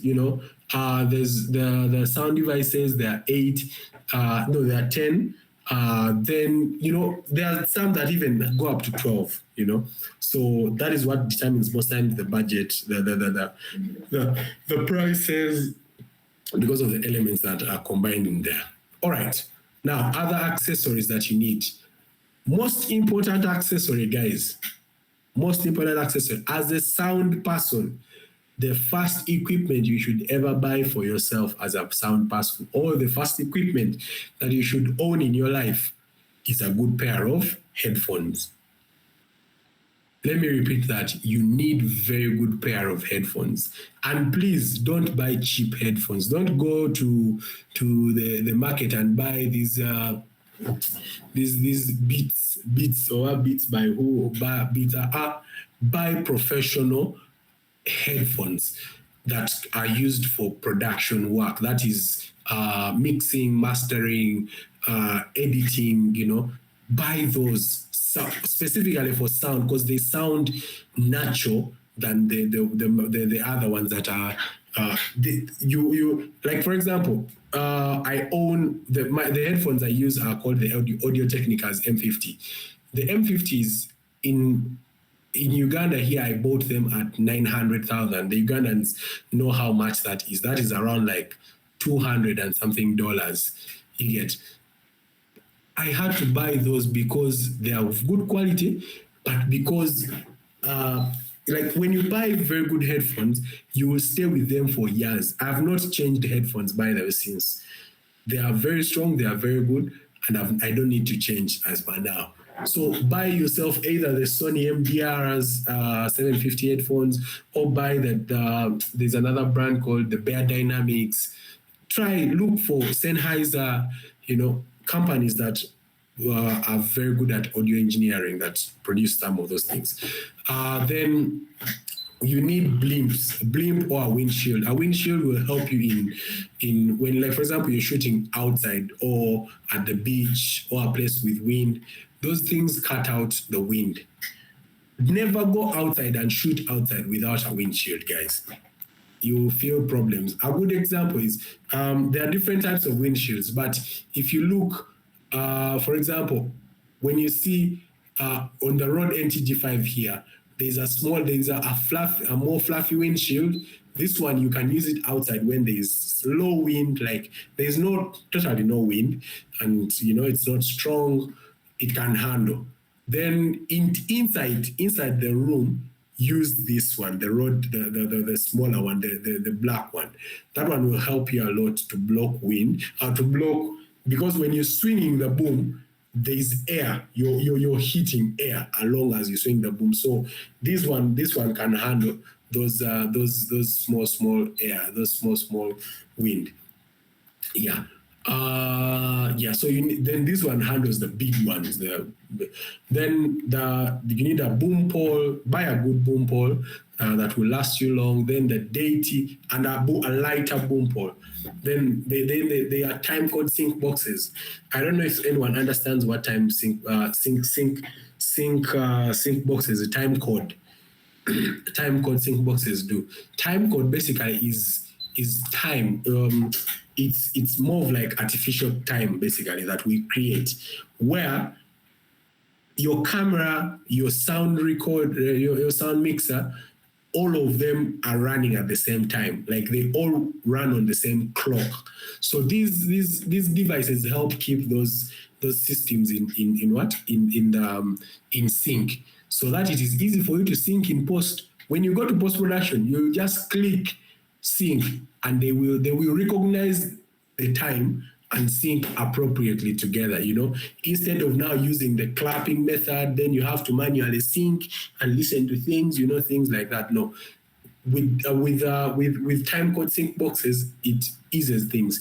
They're expensive. If you don't have the budget, don't go for them yet. But as you upgrade in your career, go with them, because they make work more easier, simplify work. You need a very good XLR cable, and then any other accessories. There are very many accessories that you can do more research about, and you see that ease your work as a production sound mixer. But you need a very good XLR cable, because it will help you to avoid hums, to avoid bad sound. The XLR cables are very important. All right. As I conclude production sound tips to great sound recording. 1, get the mic close. The closer, the cleaner. Sound falls off quickly with distance. Then number 2, monitor constantly. Always listen. Always listen to your sound. You see, you might look at your mixer, your meters moving, and then they are recording terrible things, Also, always listen, have headphones. That's why you need very good headphones that will give you trueness of sound, what sound exactly it is, Always listen.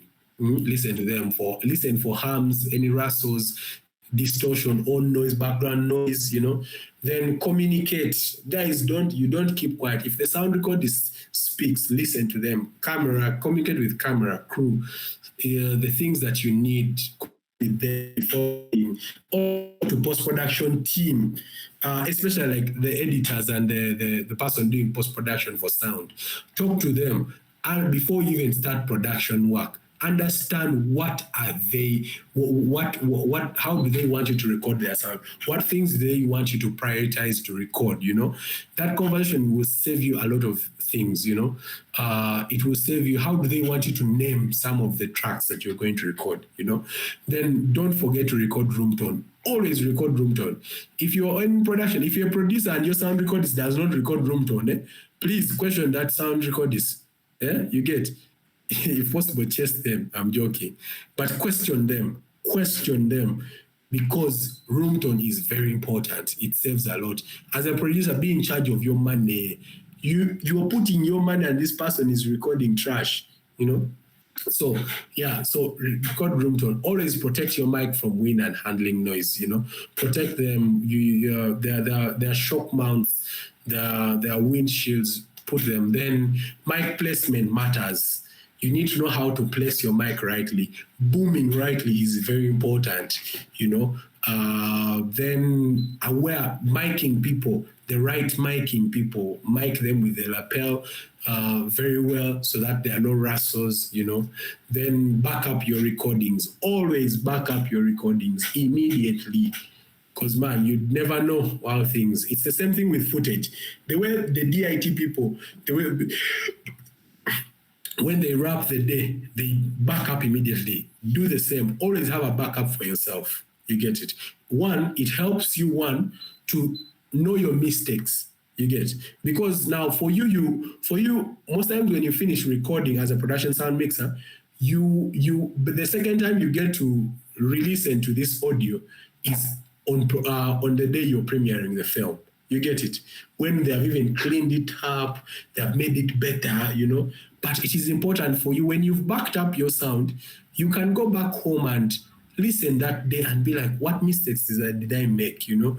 Make your notes, learn from those mistakes so that you're better the following day when you go back on set. You don't make the same mistakes. Let me tell you, it will save you a lot of things. Then be respectful. Oh, always read the scripts. They say some people, we don't read scripts. People read scripts. Producers and directors, if your sound person does not read the script, fire them. Or slap them. But yeah, it's very important for people to read scripts, because then what story are you telling if you don't know the story? You know, you can't. You know, how many mics are you going to carry? If you don't read the script, then you come on set and you find there are 10 actors on set, and then for you've only carried 2 lapels. So how are you going to handle that? You know, you need to make your prep. Prep is important. Read the script, ask questions, ask director, okay, director, this scene I'm seeing there is fighting. What kind of fighting are they going to fight? Should I use the lapel mic or not? Because if the kind of fighting they're going to fight, they're just going to pat themselves on the cheeks and that is it, I will keep the mic on. But if they're going to be rolling on the ground, they're going to throw each other in water. Now, if you don't ask some of those questions and you've not read the mic, you just mic people, and then the scene starts, and then they're pouring water on someone. And then your mic dies, you know? And then you're like, no, guys, I thought, wow. No, you have no excuse. You did not read the script. The script says they are going to pour water on themselves, you know? So you need to be aware. You need to prepare, read, understand. It will give you opportunity to know what other things am I recording, you know, what ambiances. Go for location recce's. People, producers, make sure you take, producers and directors, make sure you take the sound people for location recce. Again, to confirm the locations, you know, so that they know what location are they dealing with. If we can change it, the better, you know. If the room needs acoustic treatment, then we work on acoustic treatment, you know. You get, then care about the story. So guys, care about the story, like love it, fall in love with the script, fall in love with the story, understand it, love it. Because when you love it, that's when you can even give it the best. You go above and beyond. You get, because if you don't love what you're doing, then what are you going to? You're not going to give it your best, you know.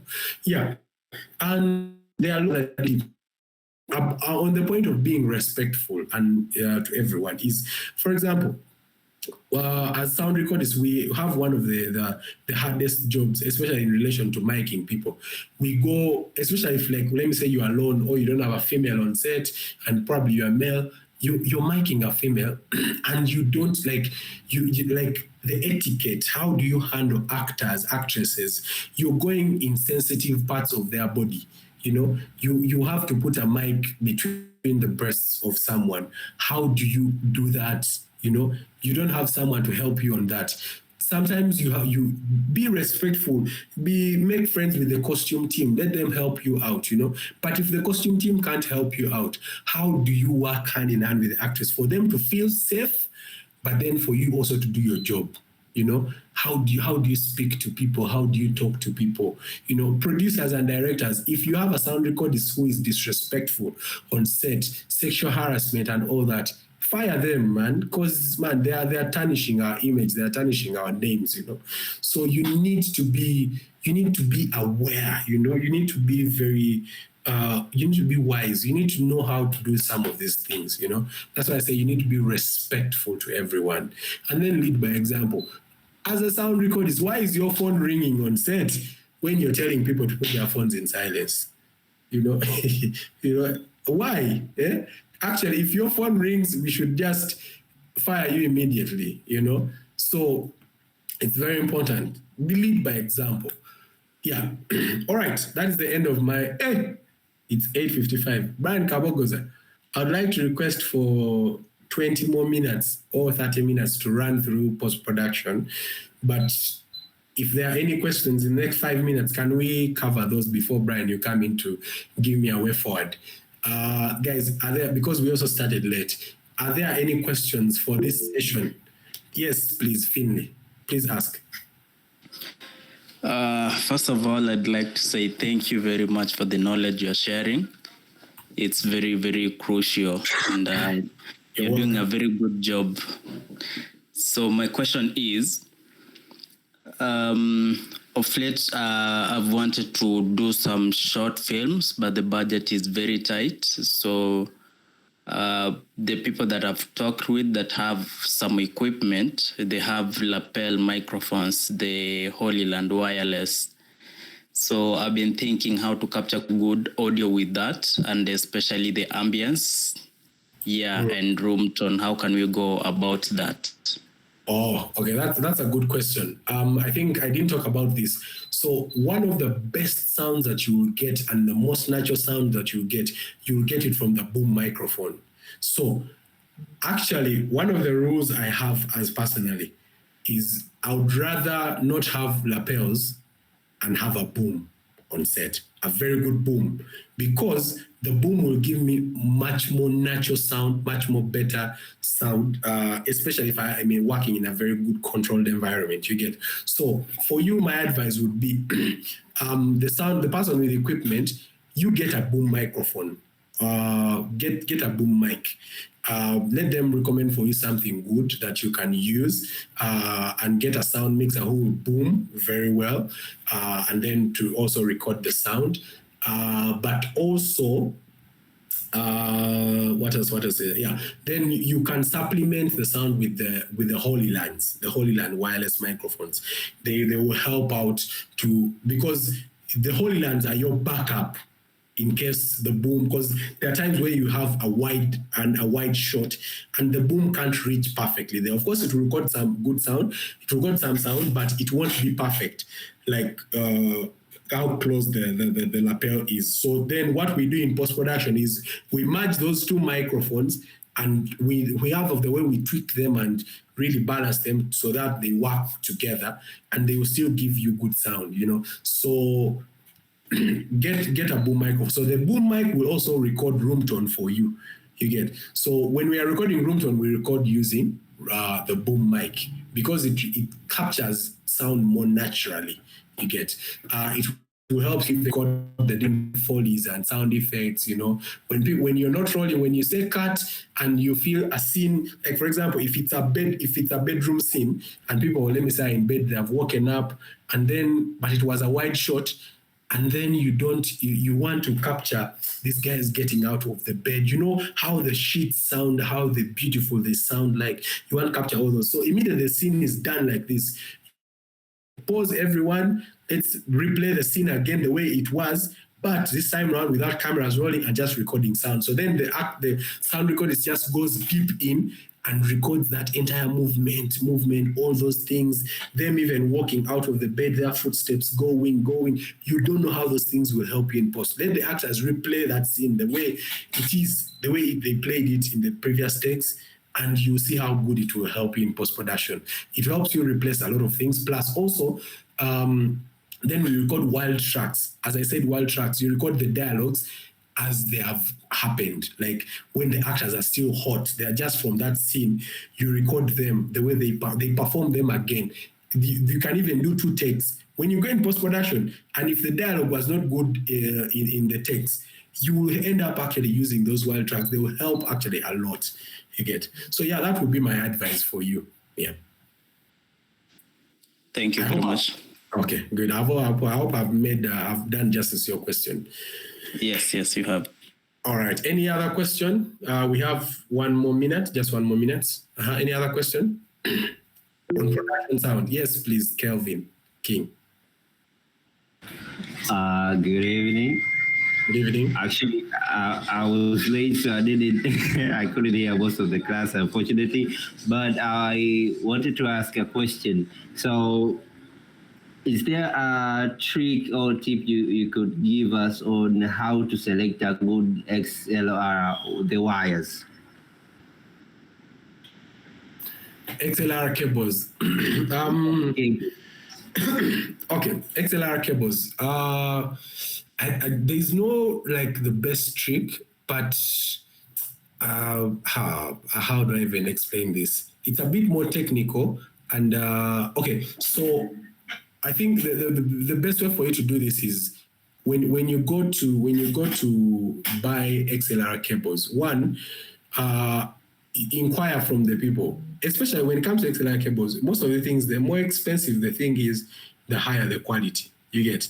So one, the XLR cables, look for XLR cables that have high quality connectors. So there is male and female. Let me take you back to that picture of the XLR cable. There is male and female. So you see these connectors, there is a male and then the female. So these are most times the ones that determine how the quality of the cable. These ones, there will either be a harm if it is poor quality or not. So ask the people who are selling which of those are the higher qualities. They will definitely give you something higher quality.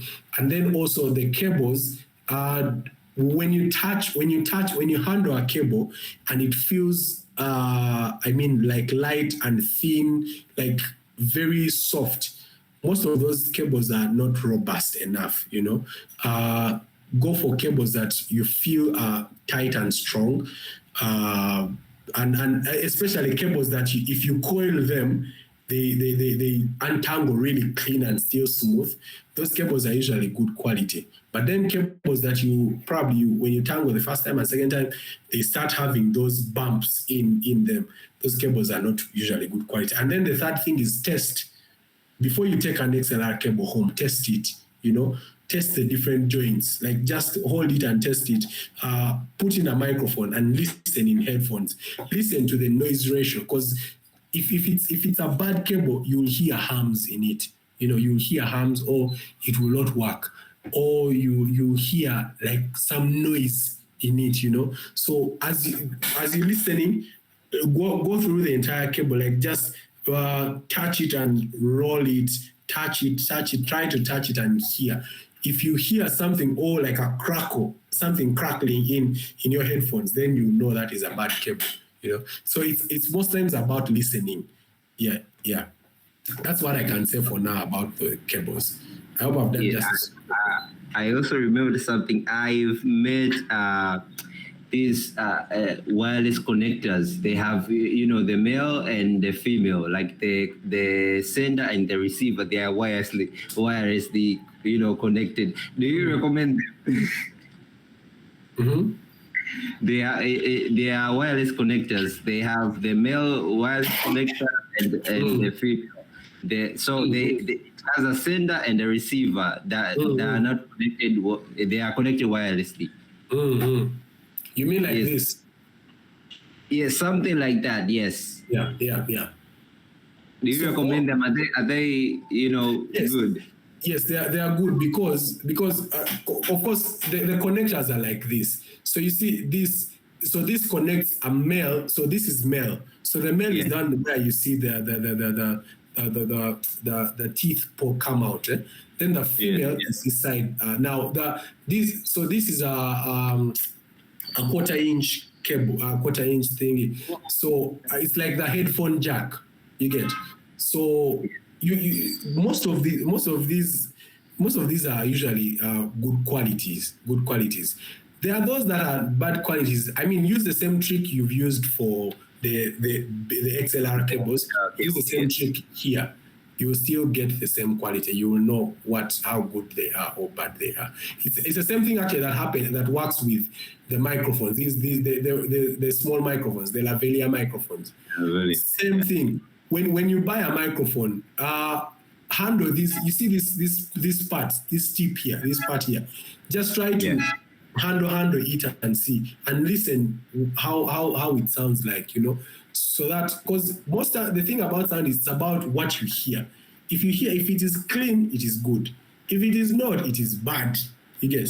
So, yeah. Yes. And then also ask sound engineers around ask people that sound engineers are around in your community. Ask them what cables are they using, what types of things are they using, and how has it worked for them. You get? Research is very important before you get to purchase something. You get? Yeah. Okay, thank you very much. Thank you very much. You're welcome. All right. Maybe if there's no other question, can make Kabogoza please guide as possible. I still have a session on post-production. It's not a lot of slides, and I can run through it quick. But if we don't have time, then of course we started a bit late. But yes, Kabogoza, you can be able to guide as possible, please. Yes, please. Okay, I think we can go through that, guys. Is that fine? Because we may not get another time to have this opportunity. Yeah. Let's go through that. At least by 9:30 we conclude. All right, thank you very much. For those probably who might have to drop off, I know you have programs. But you can watch the recording later, and then you can send me your questions later if you have any. All right, so let me use this time just to go through post-production. I may not go deep into things right now because of time, but what I hint about, and I'll share the presentation, please read through and make more deeper research about them. All right, so audio post-production. So what is audio post-production? It's the process of enhancing and refining audio for a production, such as a film, TV show, a podcast, radio drama, whatever, you know. So you're refining and enhancing. You get? When principal photography is done, that's when our main work starts. However, I said main, but you start work when the day they hire you. When they give you the job that, hey, you this or this, you start reading the script, analyzing it, understanding, giving the production sound mixer notes. And you're like, I need you to record for me this. If you can do this, if you can recommend microphones for them to use, you can recommend as a post-production, the person heading the post-production process for sound, you know? Yeah. So then now this, I won't go into this, but these are some of the elements we use in post-production to help us manipulate, enhance, and make some of these things better. And even, you know, like for example, so they are called processors. So when you come to spectral processors, these are tools that break down sound into different frequency ranges, you know. So these ones are handling frequencies. You remember the beginning when we talked about frequencies, equalizers. So equalizers handle now frequencies. If I want to make a phone effect, I use an equalizer. You know, I remove the other particular frequencies and I remain with these frequencies to make a phone call effect. You know, if there's a rumble or there's wind in my dialogue, but then low frequencies, and I want to remove it, I can remove it with an EQ. I remove the wind and then remain with only the dialogue. You get? I understand frequencies. I know the dialogue is around 200, is around 100 to 4,000.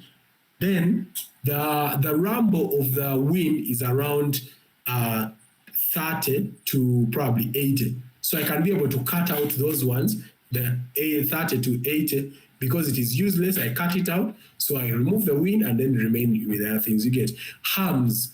Hums are particular. For example, if you have a humming or like something is humming, I can be able to, there are different plugins that are very good that really help us, like Isotope, RX.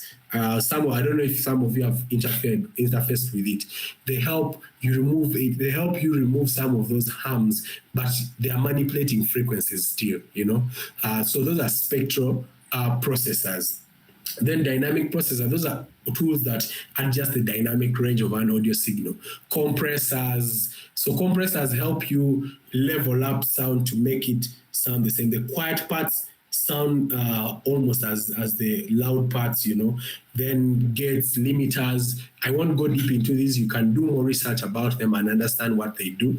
But these are all tools that we can use in post-production to help us manipulate things and make them better, you know. Then time-based effects. So time-based effects, those work around time.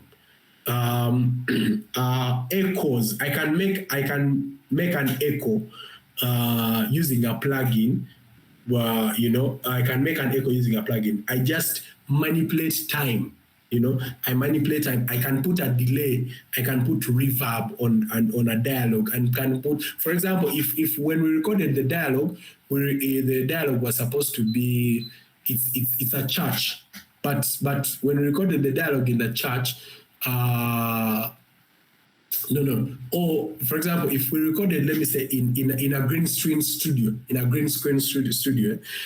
the dialogue is supposed to be in a church, but we recorded in a green screen studio, and then we've put everything in the background as a church. The pastor is standing in a church, but then because it's a green screen studio, the sound is more controlled and there is no reverb or like there are no reflections. Then what I do in post-production, I'll just go and add in those reverb and delays, you know, and echoes, just to make even the dialogue sound like it is in a room, it is in a church. You get. That's how they add things on when it comes to music. When it comes to like music, you hear how people sound like they put effects on their voices. All those things, you do them in post-production. So you use these things, these kinds of processors, spectral processors, dynamic processors, and time-based effects. These ones help you to manipulate sound and make it better, change it, like make things different the way you want it, the way you envision it in your head. You can make it in post-production, you know. Some of these tools, we can even use them to make something. You get, to make something. A good example is, let me see. A good example is Godzilla's voice. When they were making Godzilla's voice, they recorded a number of different animals, a lot of animals, wild animals, the way they crying and screeching, what. Then they recorded a cello, they distuned it, you know, and when they recorded a balloon, you know how you have a balloon and then you passing your hands around it and then it has those screeching sounds, big sounds. So they went in post-production and then manipulated those sounds and just made them better, you know, and then they sound better, you know, they sound like, oh my God, this thing is big, you know. Then when it came to the movie Dune, if you watch the movie Dune, there's that thing, I don't know what they called it. Let me show you. I think I have a picture of it somewhere. In this bottom right, in this bottom corner, this thing that was coming from the ground and sucking people. The guy who designed this sound just did what he did. He just got a lavalier mic, a small mic, and put the sandworm, yes. And he put the mic, he had a sore throat, he put the mic in his mouth and tried to produce a sore throat kind of sound. And then after, he went to post-production and manipulated it and added in frequencies, made it, you know, added in things in there, and it made it really like it sounds, when you hear it sucking, things from up, you feel it's so big and good, you know. So you can use all these processors to make these things beautiful, you know, to make whatever you want to make. Then compressors, so this is the same thing, explaining the same thing. So now we go to the people and the stages of audio post-production. So this I will not go in, you can read that. Basically what I'm explaining here is, it's more of like the business. Understand the client. Don't go straight into money. This is for now production sound mixers. Don't understand the client and their vision for the story. Remember, after your call, they can eventually call someone else. First impression matters. Show care for the story and the vision, you know. Ask for a meetup if possible so that you can go through things, understand the things before you dive into the story, you know. So now, one of the first stages of post-production is the spotting session.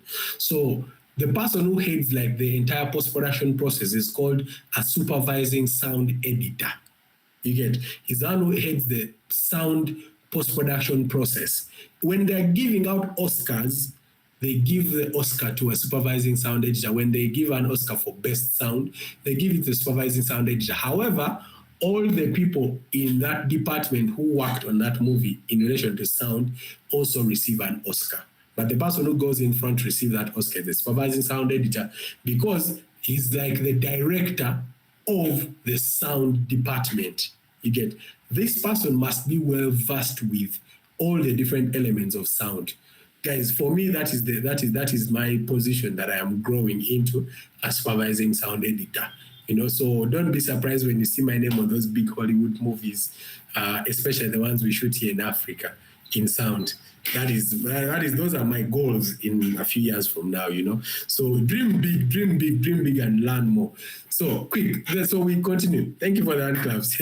So then, so in the spotting session, so spotting session is one, you discuss all the details about the film. You know, the vision, you understand what is this story about, understand some of these elements, you know.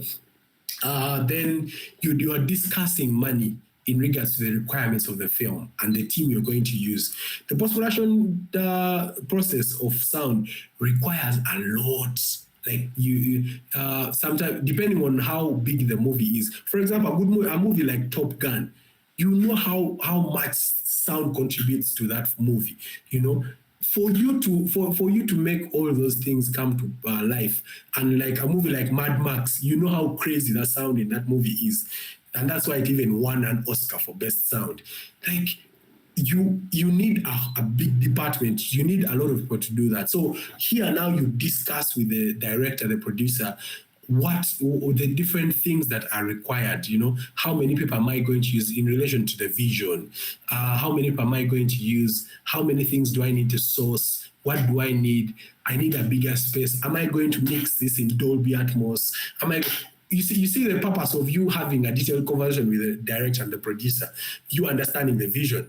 By the time you come down to money and telling them, okay, I need this, you've already understood what you're getting into. You get. Then discuss timelines and any other things contractual in terms of the contract and come to an agreement. You know, understand some of those things. Then watch the movie. You get. Watch the movie with the director when they are finished shooting it. Watch it with the director. Understand their direction, why they chose to do this, why they chose to do this. Go listen to their ideas that they are giving about, you know, because remember, this is not your movie. It is the director and the producer's movie. What they say is what you go with. You get. Of course, you have your creative liberty, but it is their vision. You get it? So you have to remember that.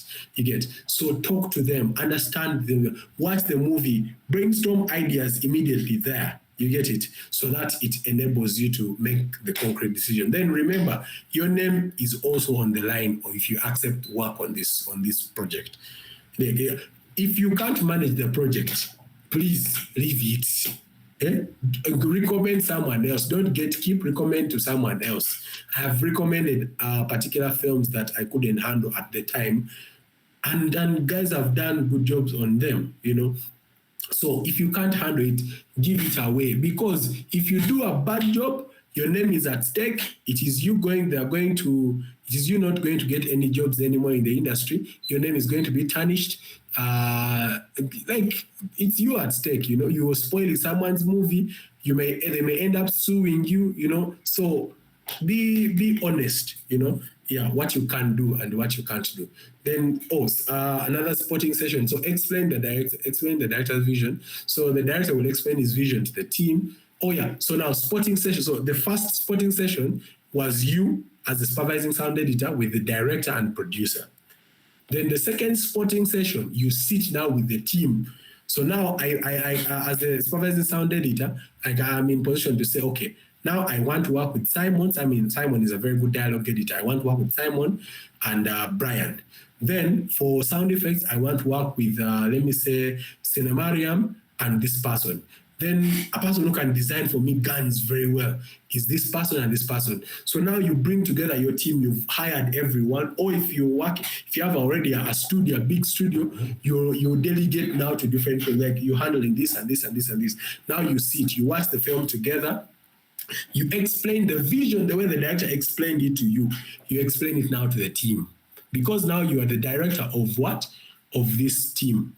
Then you brainstorm on ideas and how you'll make and execute this movie. Make it thorough. Allow for creativity from everyone. Be in charge of the vision, of course. Watch the film not less than 2 times. Explain timelines. Know that, okay, guys, we are doing dialogue. We are making this movie, but we are doing it we have 3 months, or we have 2 months, we have 1 month, things like that. Then, yeah, when we finished all this, now you can dive into the actual work. You get it? So we dive into the actual work. So there are different doors, the ones we call digital audio workstations, or the different softwares that we use for audio post-production. There are very many, but I think the industry standard, or the widely commonly used everywhere in the world, is Pro Tools. Most people, I don't know if you know, the first one up here, it's called Pro Tools. Then these days, a lot of people are using Nuendo. Nuendo has come up also. Then people use Logic Pro. Some people even use Adobe Audition. There are other different tools. So the rule is here, guys. It doesn't matter what kind of software you're using. You get all different softwares are the same, but other softwares have more advantages than others. They have more capabilities than the others, you get. But also, the vision is in your head. You're the one who knows what you want. So understand your software to the dot, know it in and out, and you can make something great out of it. You get. It's not about the software, it's about you. You get. Of course, other softwares give you more advantage, but it's about you. You get it? So understand some of those things and be able to be in charge of that and come up with something good, So me, I use Pro Tools because that's what I learned, and for me, it's the industry standard. However, it's also very important, it's important for you to learn the commonest software. Why? Because you may end up working on a production where it's a collaboration, and you have to work with, let me say, like, for example, I'll give you an example. The project that is about to come out called Al-Qibla. I worked with a team in South Africa. Me, I was in Nairobi by then, and I was working on my laptop, on my laptop and my speakers and headphones, and we had to link up together. Now, they were using Pro Tools, but because I also had Pro Tools, we were able to be in sync, you get. They were able to actually have access to my sessions live, So it's also important for you to know the industry standards, so that you are able to be in sync with the other people. You get. You learn the other softwares, the one that you prefer, but also learn the other, so that you are able to be in sync with other people or to collaborate. Then dialogue. So now the first stage of one of the first stages of post-production is dialogue editing. So dialogue editing entails you cleaning up the dialogue, working on the dialogue only. So you clean it up. So the rules for dialogue editing, the goal for dialogue editing is you have a clean dialogue, you have clear dialogue, and consistent. You get. It must be clean. There is no noise, there are no rustles, Then clear, it has to be, people have to be able to understand it. People be able to understand it and hear it. Then consistent, it has to be consistent. We can't have you sounding like, we can't have, let me say, Brian sounding like Brian, good Brian in one take or in one shot, and then in the next shot, he sounds like something, he sounds different. You get, it has to be consistent, even in volume, in levels, Or Brian can't be sounding like a man at the beginning of the film, and then at the end of the film, he sounds like a woman. No, it has to be consistent. The same Brian should sound the same at the end, unless it's a creative choice or it's a storytelling element. You get it? That's when you're allowed to go those directions. You get it? So then now you edit the dialogue. You see the way you cut picture. That's the way you cut also sound and edit it, clean it, fill and fade, mix it so that you balance it well. Then you clean it. Make sure you have clarity. Then you select the microphones. Like for example, if the scene had 3 people, if one person is speaking, I can't leave these other microphones on unless someone also speaks. So if this person is speaking, I keep their microphone. Then when the other person comes in to speak, I cut out the one who has kept quiet this part, and then I bring it. It's the same way you play with shots. You know, when this person is speaking, you have this shot. When the other person speaks, you go to their shot. That's how you play around with editing, you know, and microphone selection. Then you can even layer, you know, you can layer. The way I said, you can layer both the boom and the lapel just to compensate for particular things that you've lost or to make it better, you know. Then mixing now comprises of now you balancing it to make sure the levels are okay, mixing it to standards. So there are particular standards that we adhere to as post-production people in relation to sound. Netflix has its own standards. You get that the sound should not go beyond this level. You get that's why you can play all Netflix movies on the same volume without you changing or touching the dial. You get it? Because all of them are on the same Oh, Story Priest, you're welcome. Good to see you. Hi, man. It's nice to be here. It's really nice. This is my friend. We met in South Africa, and then we became friends. He's Nigerian. Nice to see you, man. So yeah. Okay. So mixing. So you're mixing all these things. You're playing in around here and there. You know. So there are standards that we adhere to. TVs, one of the problems that we have these days with TVs and all these other broadcasting channels, and that needs standardization, is that have you ever been there and you're watching TV and then you're watching probably news, and then after news, you've set your volume well, and then there's an ad that comes on and it is loud, then you have to reduce the volume. Then when you reduce the volume and then the news comes back on, then the volume is very low. Now you have to increase it. So standardization now helps us to now bring everything we mix everything at the same level. Different streaming platforms and broadcasting channels have different standards that they set. So even when you're doing this job, you have to, when the producer comes to you, you ask them, where are you taking your film? We mix films for cinema, we mix them different from the way we mix a film for streaming platforms. You get my point? Because it's different. A movie that is the way it sounds like on streaming platforms in terms of volume and levels, it's not the way it will sound like in cinema. In cinema, it even goes louder and more full and large, you know? Yeah, so there are different elements that you have to consider when you're mixing these things, adding in nice things, adding in reverb, yeah, you're adding in sweeteners, you know, here you're just making the dialogue better. If the dialogue is a God, if let me say it's God speaking, now you have to manipulate God to speak. You get, if you have to make God speak like God.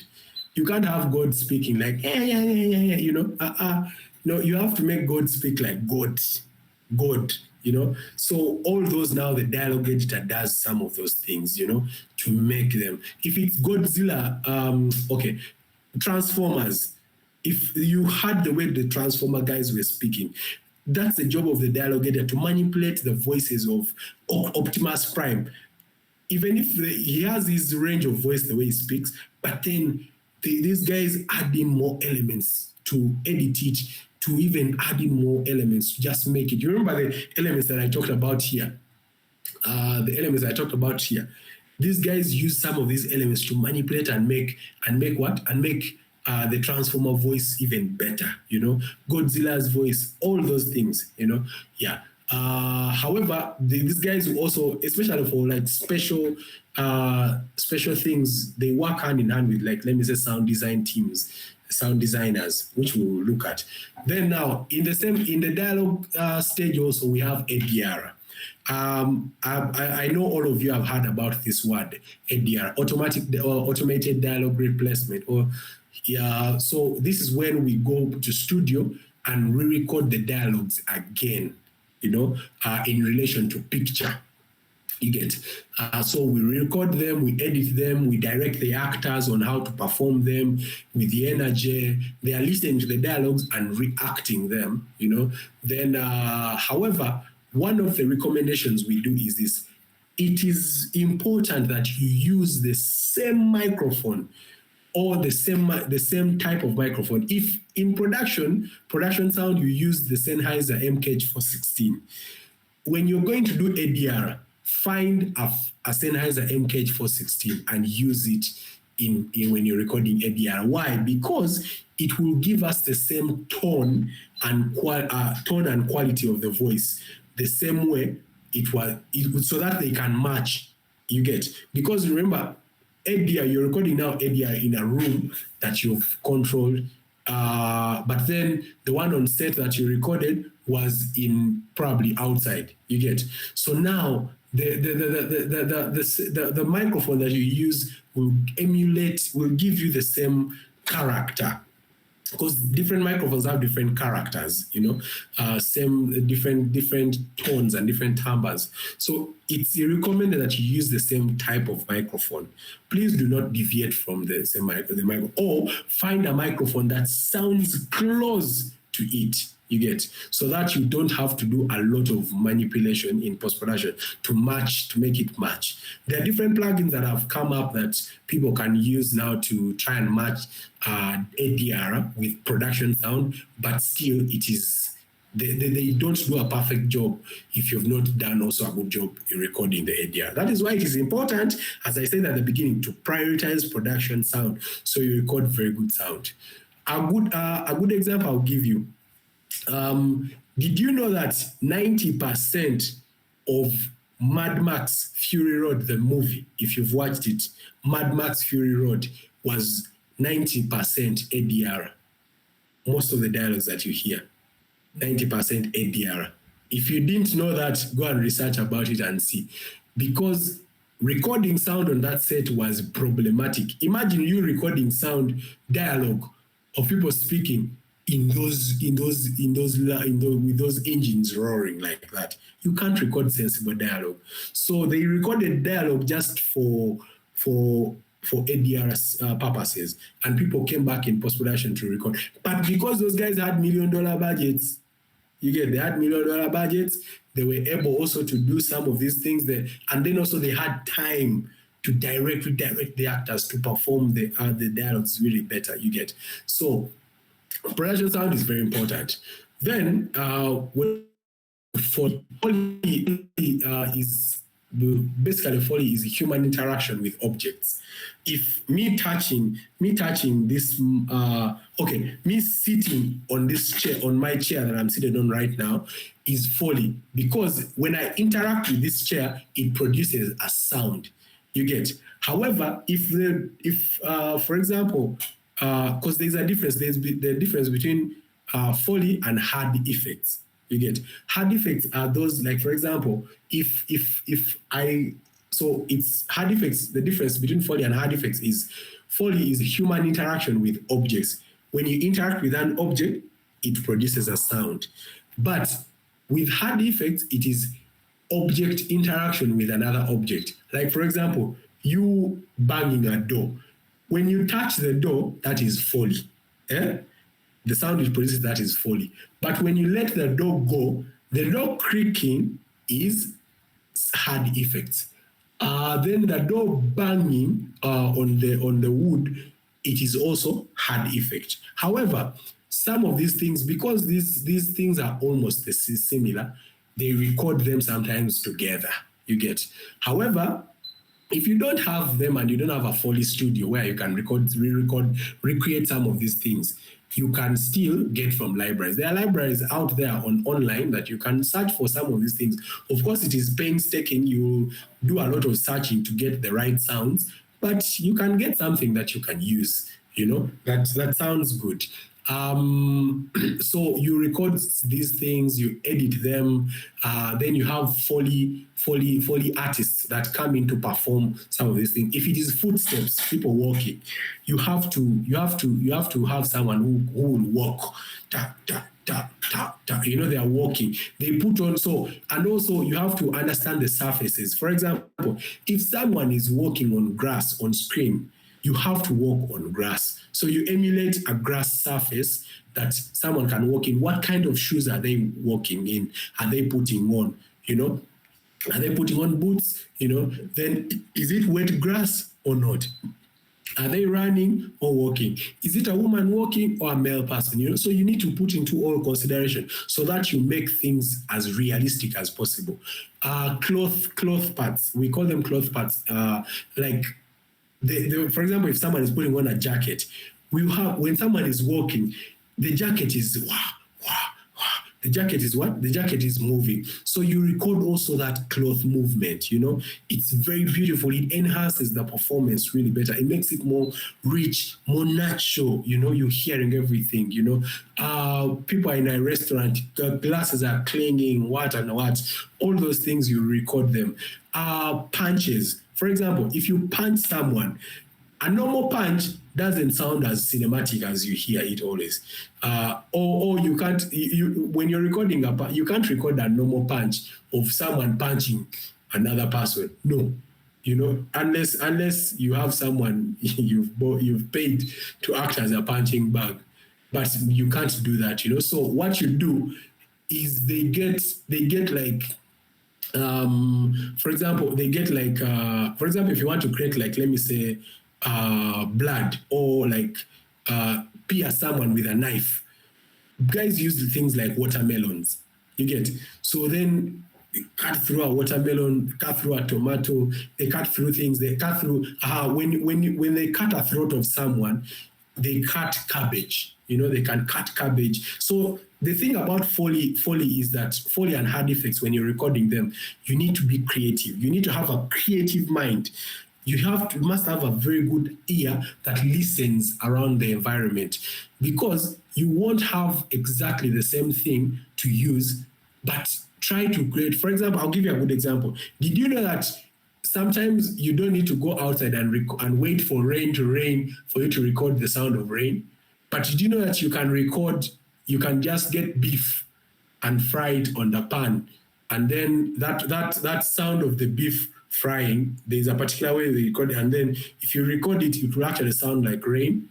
Then for when you want to create like thunder or the rumble of thunder, you can get iron sheets and then just will shake them. You hear it will create that, So you have to be creative. Think about sounds. Okay, if I want this kind of thing, can I use this what do I have accessible to me that I can replicate to sound the same as this, Yeah, so you have to be, Foley stage is very, very, very creative. So read about Foley more and see, these are all departments and jobs that you can actually do. Foley as a Foley recorder, Foley mixer, Foley what, you have a Foley studio. There are studios in Hollywood that for them, that is their only purpose. They only do Foley and hard effects, and they earn a lot of money, Then sound effects. So sound effects, we talked about hard effects. Then sound design. Now sound design is now when you go out of the normal of now, if it's a punch, a normal punch will not sound really heavy. But now you want to make that punch sound like, yo, this guy has been punched. What? Like it's a hard blow. Yet, if you watch the sound, if you watch the picture only, the punch may not be that really cinematic. But when you add in sound, you feel like, yo, this guy has been punched. You feel like, yo, this guy's jaw has even broken. So now that comes to sound designing. Then the Star Wars thing that I've forgotten the name. That Star Wars thing, that is all sound design. Creating sounds that are not natural. you know, or enhancing some of those sounds, you know. You design those elements to make them rich, to make them more full and beautiful. Then when it comes to special effects are those like whooshes. Special effects are like those risers, things that are not normal, drone sounds, other different things, different sounds that are not natural. So those are special effects. So now you create some of those things, you know. So as your design, so you're thinking as a sound designer. All these things is called sound design. Like you're designing sound. Even you using Foley, you're a sound designer. You're designing sounds. You're using sound to tell a story. You're designing them, putting them together. You know. The way I told you about the story of the Dune thing, that is all sound design. You're thinking out of the box. How all of us now know Godzilla's voice in our mind, but because someone sat down and created and thought, how do we make this voice even better? How do we make King Kong's voice? You know, things like that. So you have to think always on above and beyond. You know, that's how guys win Oscars as sound designers. You know, yeah. Then ambiances. So we've talked about ambiances a lot today. So recording ambiances, you know, you use different microphones, you use what, you know, and record the environments to make the story more natural. Then now, so after all those things have been done, then there's another department that is working on its own sometimes called the music department. They are making music. The Hans Zimmers, they are busy composing seriously. The people, let me say, your different sound composers here in your country, they are composing music for what? For their films, you know. So I won't go much into music. Because that's not my deep docket. But you have to understand also music. How does music help in storytelling? You know, how do I choose music, the right music for a scene? You know, the right music. You first have to understand you have to understand the story, you know. Think about the story, understand it. When you understand it, you're able to give it the right things it deserves, the right emotions, you know, the right movements and what action, everything, you know. That's why the Pirates of the Caribbean tune is very common, or the one for Game of Thrones,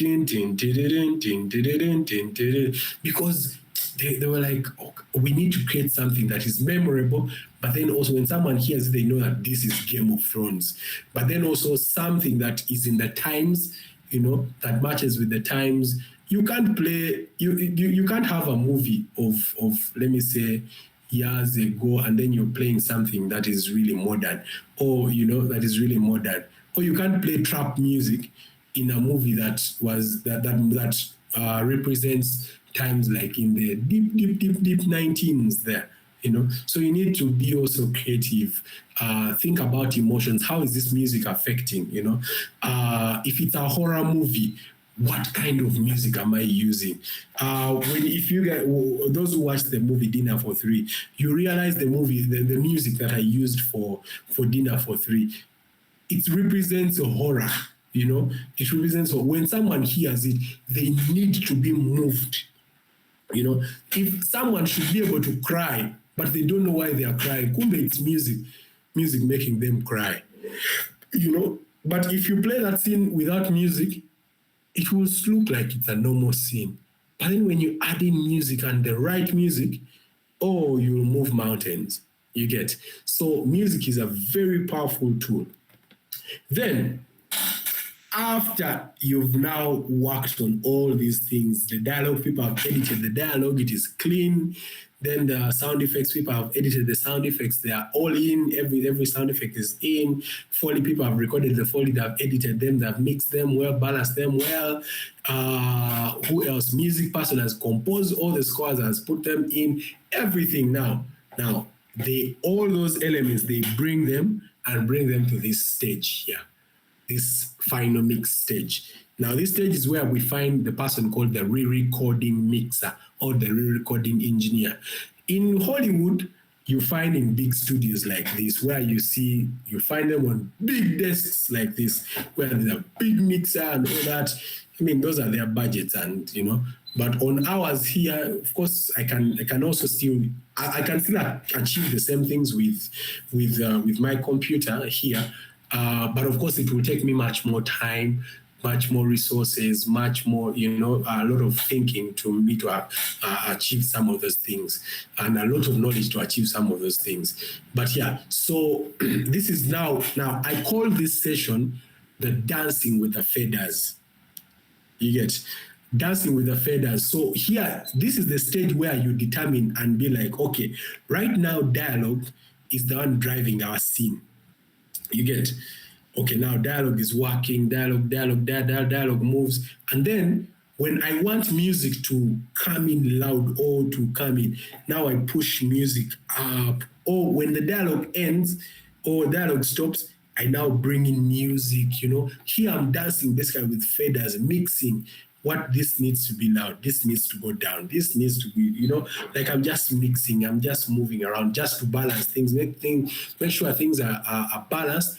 Every element is hard, but not distracting. You get, people are focused on the story. All elements are working together to tell this story. Now, here is one of the places that you have to think creatively. And also this session, you have to sit with the director, because now here is when you're putting together the total vision together, saying, okay, I think the music here, the music is good, but let's remove it, A good example, I'll give you a good example. As I wrap up, sorry, I've gone a bit off or above time. A good example I'll give you is we were working on. There's another movie that is about to come out. It was produced by Jade Osiberu, the producer of Gangs of Lagos and Brotherhood. So when we're working on that on the movie, I won't mention the title because it's not yet out and the contractual issues, but. When we were, one of the scenes we were working on was a scene of rape.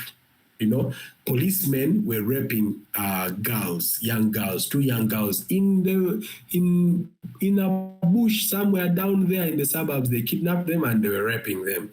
However, when we were working on that scene, when the director explained the vision path, everything well, then when the composer of music composed, they composed music there, a very good score, something very good and emotional. For us, when we listen to it, we were like, yo, this is amazing, and it is emotive, it evokes emotions, We were feeling sad for the girls being raped. And then when the director came for the final mix and we were doing the final mixing, then she watched that scene. She's like, no, guys, remove the music. We're like, why? It works. She's like, remove the music. So we removed the music. And then she's like, you see, I want this scene to be as raw as possible. So now she was like, give me the follies, the action of what these guys are doing. And for her aim was she wants the audience to feel the nastiness of what these guys are doing, the action of what these guys are doing, how terrible it sounds, how bad it sounds, Like, she wanted to be, like, by the time people get out of the cinema or get out of watching that scene, they feel like, oh my God, yo, this is bad. You get, you see how the power of storytelling, you're manipulating people's emotions, like people to feel what the children were feeling, the girls were feeling, because they were even underage, and we worked on, like it was traumatizing. Like even us, when we finished working on that scene, when we sat down to watch it, oh my God, one of the guy we're working with in the room stepped out. He's like, guys, I can't watch this scene. He's like, no, I can't watch this scene, because for him it was too much, but you see the power of storytelling and power of sound. She's like, I don't want music. Music will distract me, will distract people. She's like, give me, like, because it was in middle of the night. Imagine you're hearing the city very far. You know that the city is very far. No one can help, even if the kids cry. Then you're hearing, you're hearing the crickets around. It is night. You're hearing these guys, their action on these girls, because they were raping them on a pickup, and then you're hearing the pickup screeching, and like, even if we didn't see the shot, they didn't take us in depth in terms of the shot. It was bad, but just by sound. Even when you closed your eyes, you could still feel it. You could still imagine it in your head. That is the power of sound. When you do it right, and you get. And I know when that movie comes out and people watch it, they will be traumatized. You get it? Because even us, we were traumatized. You get? So some of those decisions, you make them at the final mix stages, with the direction. This here is you're making the story come to life, Now you now decide on, okay, we're going to mix this in immersively. We're going to do Dolby Atmos. We're going to do 5.1, what and what. Those who don't understand some of these things, stereo, 5.1, and Dolby Atmos, these are like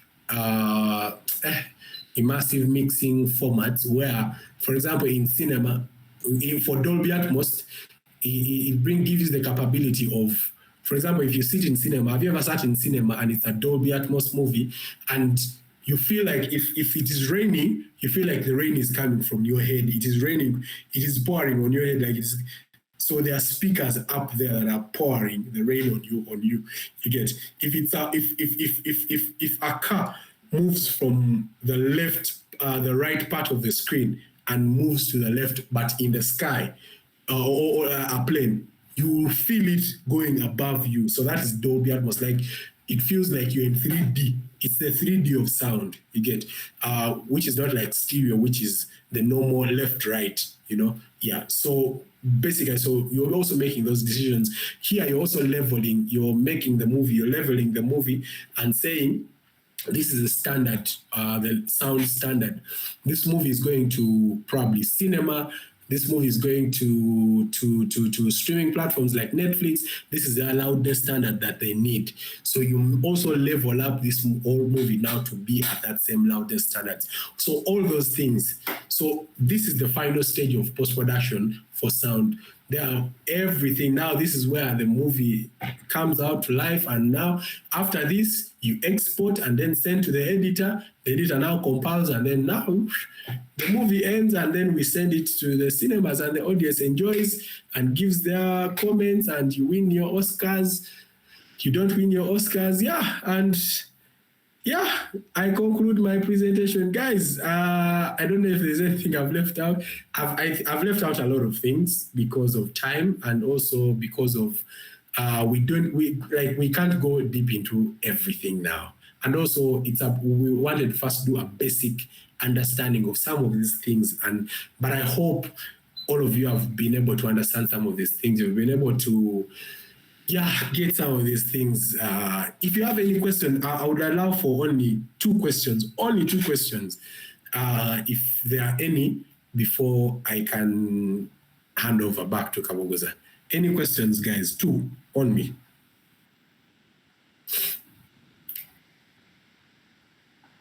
Thank you, Majid. Any questions? Okay. Since there is silence, it tells two things. One is people have understood things so well that they have enjoyed, or people are confused. But yeah. I have a question. Yes. Okay, Majid, yes. Yeah. What sounding application do you recommend, like yourself? You say this one is easy to use. This one has a lot of equalizer that you may need to use, and something like that. And also, how can we, if we need help on that, can we have your number or emails so that we can maybe chat, something like that, for more support. Thank you. Yeah. So okay. So when it comes to software, all softwares are okay. However, for me, the one I use is Pro Tools, because one is the industry standard. Like everywhere in the world, people are using Pro Tools. You get it. All these big studios, they're using Pro Tools. You get it. So the thing about plugins or EQs and all that, EQs, the thing about EQs, there are actually 1,000 of EQs, different EQs. It's about you finding the right EQ for yourself that works for you. You get. If I get an EQ, like for me, for example, in Pro Tools, I use the default plugin that comes with Pro Tools, the default EQ. I don't see any need for me to use any other kind of EQ because this one does the job for me. It's a thing, you know that saying where they say, we say it actually a lot in audio, if it works, please don't touch it. You get, don't touch it. So if it works, don't touch it. Use what you, like if you find an effect that you like and it works for you, use that. Unless you really want to upgrade or you find something better in your research. Of course, you have to keep researching and searching for better things. Because let me say a good thing, like right now, AI is coming up a lot. There are different elements, there are plugins that are coming up that have AI in them, and they can ease your work, even make your work much easier. Look for them. If you find it is better now than now the one you're using, then you can change, you know? But if something is working for you and does the job very well, what is the need for me to change it, you know? Yeah, it still gives me the same results that the other person using the other plugin will do, you know? If it makes your work easy, good. Stick with it, run with it. For softwares, learn the software that you need to learn that you feel is easy. I would still recommend you to learn Pro Tools because why I'm saying Pro Tools is one, it's going to be easy for you to find thousands and thousands of tutorials you get for you to learn it. A lot of people have done even sessions online on how they are mixing and editing sound and denoising and removing noise from sound using Pro Tools. Most of the Pro Tools, the tutorials about post-production for sound, you'll find that most people are using Pro Tools. So that is what I would recommend for you. You get. So use Pro Tools. I would recommend you to go for Pro Tools, and then you can learn the other elements. Like for example, most of these softwares were made for particular purposes. Meanwhile, if you didn't know, Logic was made for music producers. Then FL Studio was made for beat makers. If you notice. Pro Tools was made for sound engineers and audio post-production people. Sound engineers who go into mixing and mastering. You get. Then the different things were made for different purposes. But now, because of growth of things, and you have to make your software versatile, you know, you end up now using the different software for other things, which is okay as long as it can produce out what you want. Well and good, you know. But yeah. So Pro Tools has more capabilities, and most of the updates for particular things, they improve fast. You know, most people, the Pro Tools gets them fast. You know, because it was one of those fast softwares that were used for post-production of sound. So that's what I would recommend. Yeah, but if you know any other software, use it. Use it. If you can make good things. For us, the audience doesn't know the software you're using. They only hear the sound that you've made for them. If it is bad, for them, they don't know if you use Pro Tools or Logic. You get? They don't know that. For them, they hear only sound, good sound. Yeah. Any last question? I hope I've done justice to your question, sir. Yes, thank you. Anyone else? If not, maybe I can come again. Okay, your last question, Majid. Then it was yes. Okay. Now, when you're doing, let's say, a voiceover, and you have a Zoom mic, or is it good to use it, or you have to have the system like the equalizer microphone that picks direct to your PC? Which one would you recommend on that? For example, you've done a project and you want to do something in post-production. Like you want to if I've gotten your question, you want to record a voiceover, or you want to record ADR? ADR, yeah, it can be like not voiceover. You want to record voiceover or ADR? Be clear on that. Or both of them. Okay. Both of them actually. Both of them. Okay. Both of them. For ADR, I've recommended that you use the same microphone that you use on production sound. You get. However, if you can't access that microphone and things have failed, look for another microphone that is of good quality and comes kind of close to that, and use that, and try and manipulate it in post-production to match it with what. So there you'll also be very good on performance, because you see, the actor must use the same tone of voice as the one they used in the original audio. You get it? Try to direct them even well to perform better, so that people can't notice the difference between ADR and recorded sound, So most times for ADR, you'll have to record straight to because most times, like in a studio, you have a sound card and then you have the software. So record straight to the software, because as you're recording ADR, the picture is also playing. You're playing the picture at the same time as recording ADR, and so someone can perform it in sync with the dialogue, with the picture. You get. So that one you have to use a studio. However, me, with my experience that I have, I can actually do ADR anywhere. You get. How do I do it? I can actually go with just a recorder. Let me say the Zoom F6 or F8 N Pro, and go with my microphone and go back, let me say, even to the same location that we shot that film, and go with the actor, and just have, as long as I have the picture on my phone, I can just play the picture on my phone, have the actor put on the headphones, one ear open, one ear on, and then let them perform the dialogues in the microphone that I have, with even kind of like perform the dialogues that they're doing as I record.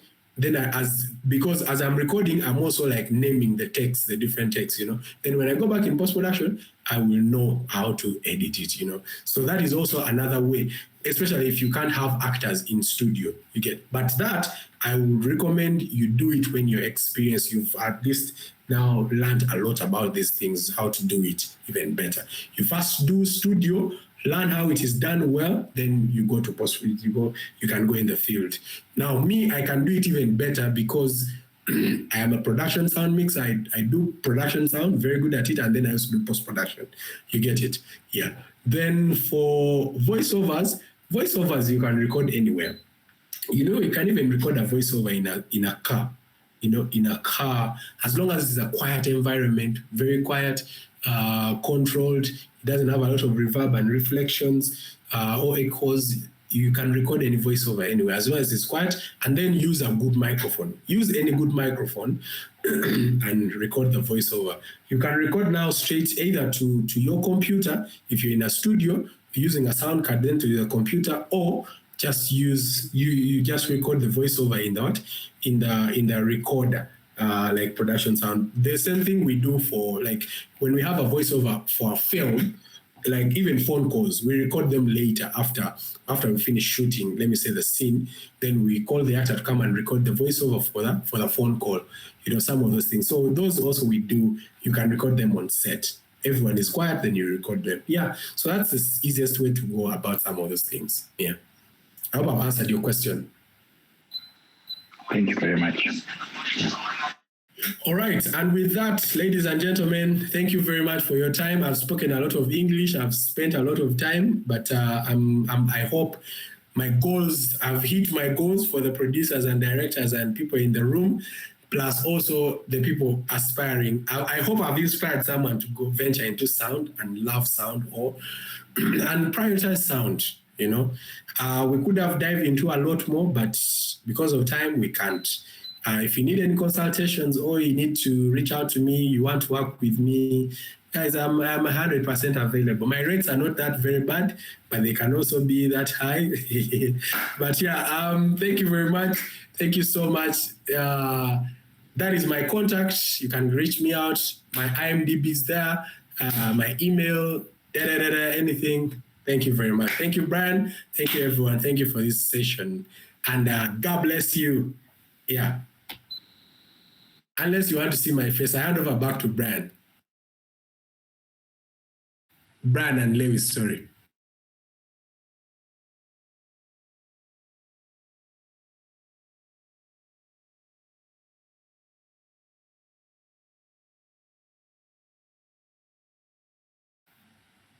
Hey, people, I've handed back over.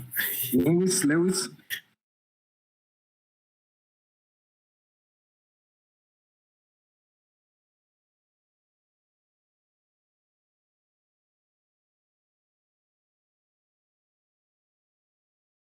Lewis, are you there? Okay, if Lewis is not there, then Sehen, maybe you can give a vote of thanks to Simon, and then also help us conclude the session for today. Oh, Lewis is here. Okay, thank you.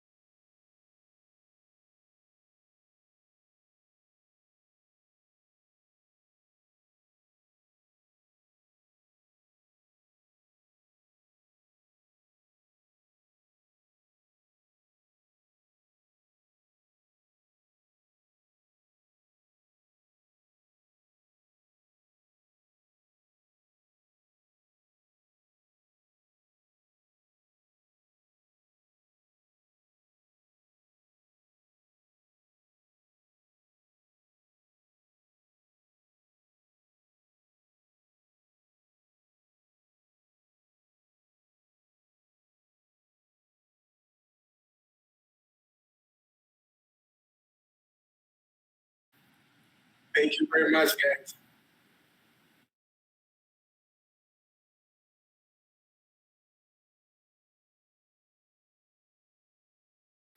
I've received them. Thank you very much, guys, also. Thank you for listening.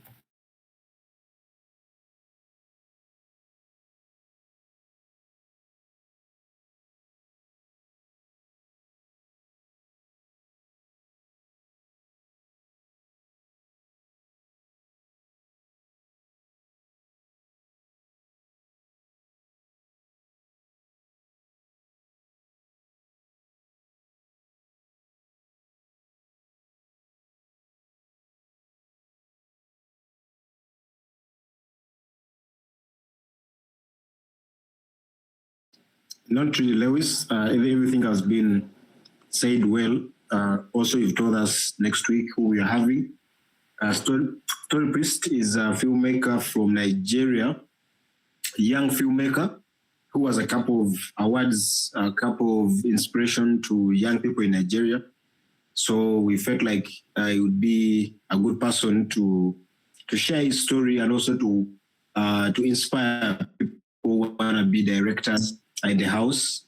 Maybe today, if someone has inspired someone to be a sound designer, the next week someone will be inspired to be a director. Because all these skills are very okay. Yeah, Storypriest is here. Storypriest will be you're most welcome. So we're just trying to tell the members that next week you'll be leading us with a session on directing. So we believe that your experience at your young age and also your capacity to be able to inspire people in West Africa would be a good advantage to so many young people across the regions. Yeah, so if you can say something, you can say hi to us, Storypriest, that would be good. And then over to you, Lewis. Yeah, okay.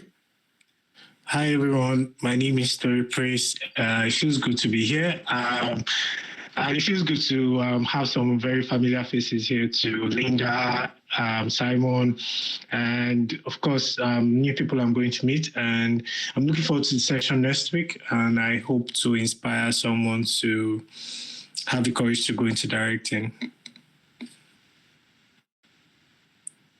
Thank you. Over to you, Lewis.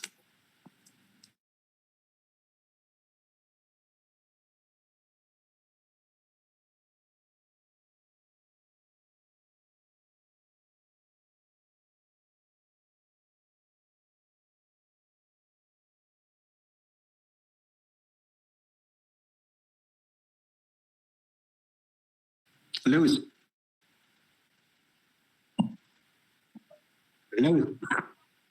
I see Linda is in the chat. Maybe she can say hi to us before we close. And Sehen, I don't know if Sehen said hi to us.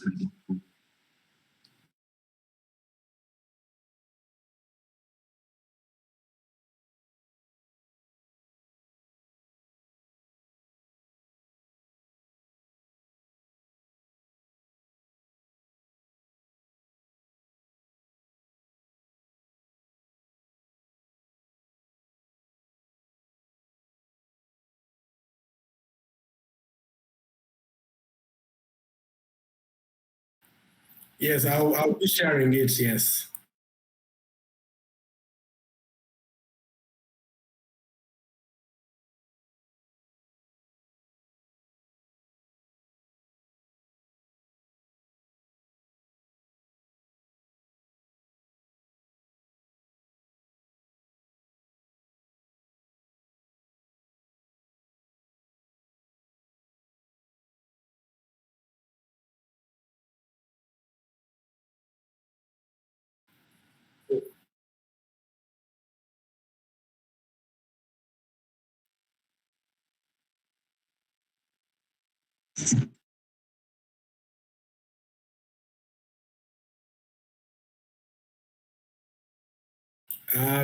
Linda says she's on set, so she can't be able to talk. So, but yeah.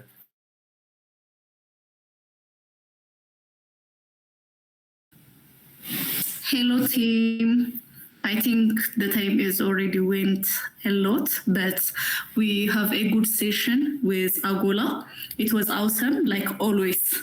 He was never disappointing us. I'm so proud and I'm so happy that I participated on this session. Agola, thank you so much. Thank you, Sahana.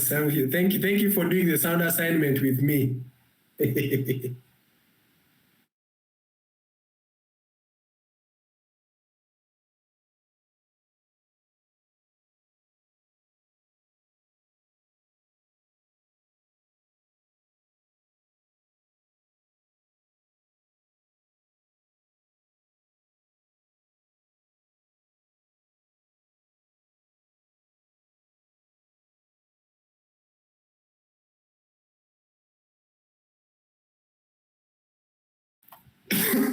All right. Okay. Let's humble ourselves for a word of thanksgiving. Dear loving Father, King of Kings, we want to thank you for this day, for this is the day that you have made. We shall rejoice and be glad in it. Lord, we thank you for you have given us these talents, talents, this knowledge, this wisdom, Lord Father, for us to tell stories in all the different capacities that we are in and different departments and creative capacities that we are in. Lord, we thank you for those gifts, Lord Abba Father. Lord, we thank you for this session that you've given, that we have had today, Lord King of Kings. Lord, it was not by my might, it was not by my power, but by your spirit and your wisdom and your guidance, Lord Abba Father. Lord, I am always happy to share, Lord King of Kings, because it is you who gives me all this, Lord King of Kings. Lord, as I've shared all this, Lord Abba Father, Lord, may it be the beginning for everyone here to practice. May they start practicing. May they be the start of their journey into understanding deeper sound and telling even better stories that will win awards, stories that will have impact into communities and change communities, Lord Abba Father. Lord, we thank you. We give you glory. We thank you for each and everyone who has been able to make it to this session, and those who haven't been able, who didn't make it for this session, but would have wanted to be here.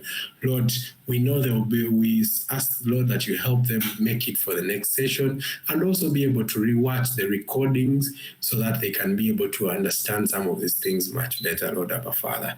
Lord, we thank you. We ask that you help us grow this community even bigger and bigger so we can have even more impact to the community out there, to society and people who love storytelling and those who yearn to be part of us, Lord Father. We thank you as we go back in our own different endeavors. Lord, may you walk with us, guide us, be with us, protect us, hold our hands, provide for us money, Lord King of Kings, because we can't do some of these things without finances. Provide also the opportunities for us to practice, exercise our crafts, put our knowledge into action, and tell stories, Lord King of Kings. We thank you. We give you glory. Thank you for the organizers, and continue steering them and continue giving us more people to speak to us and inspire us and be great people. For in your name we have prayed and believed. Amen, amen, amen. Amen.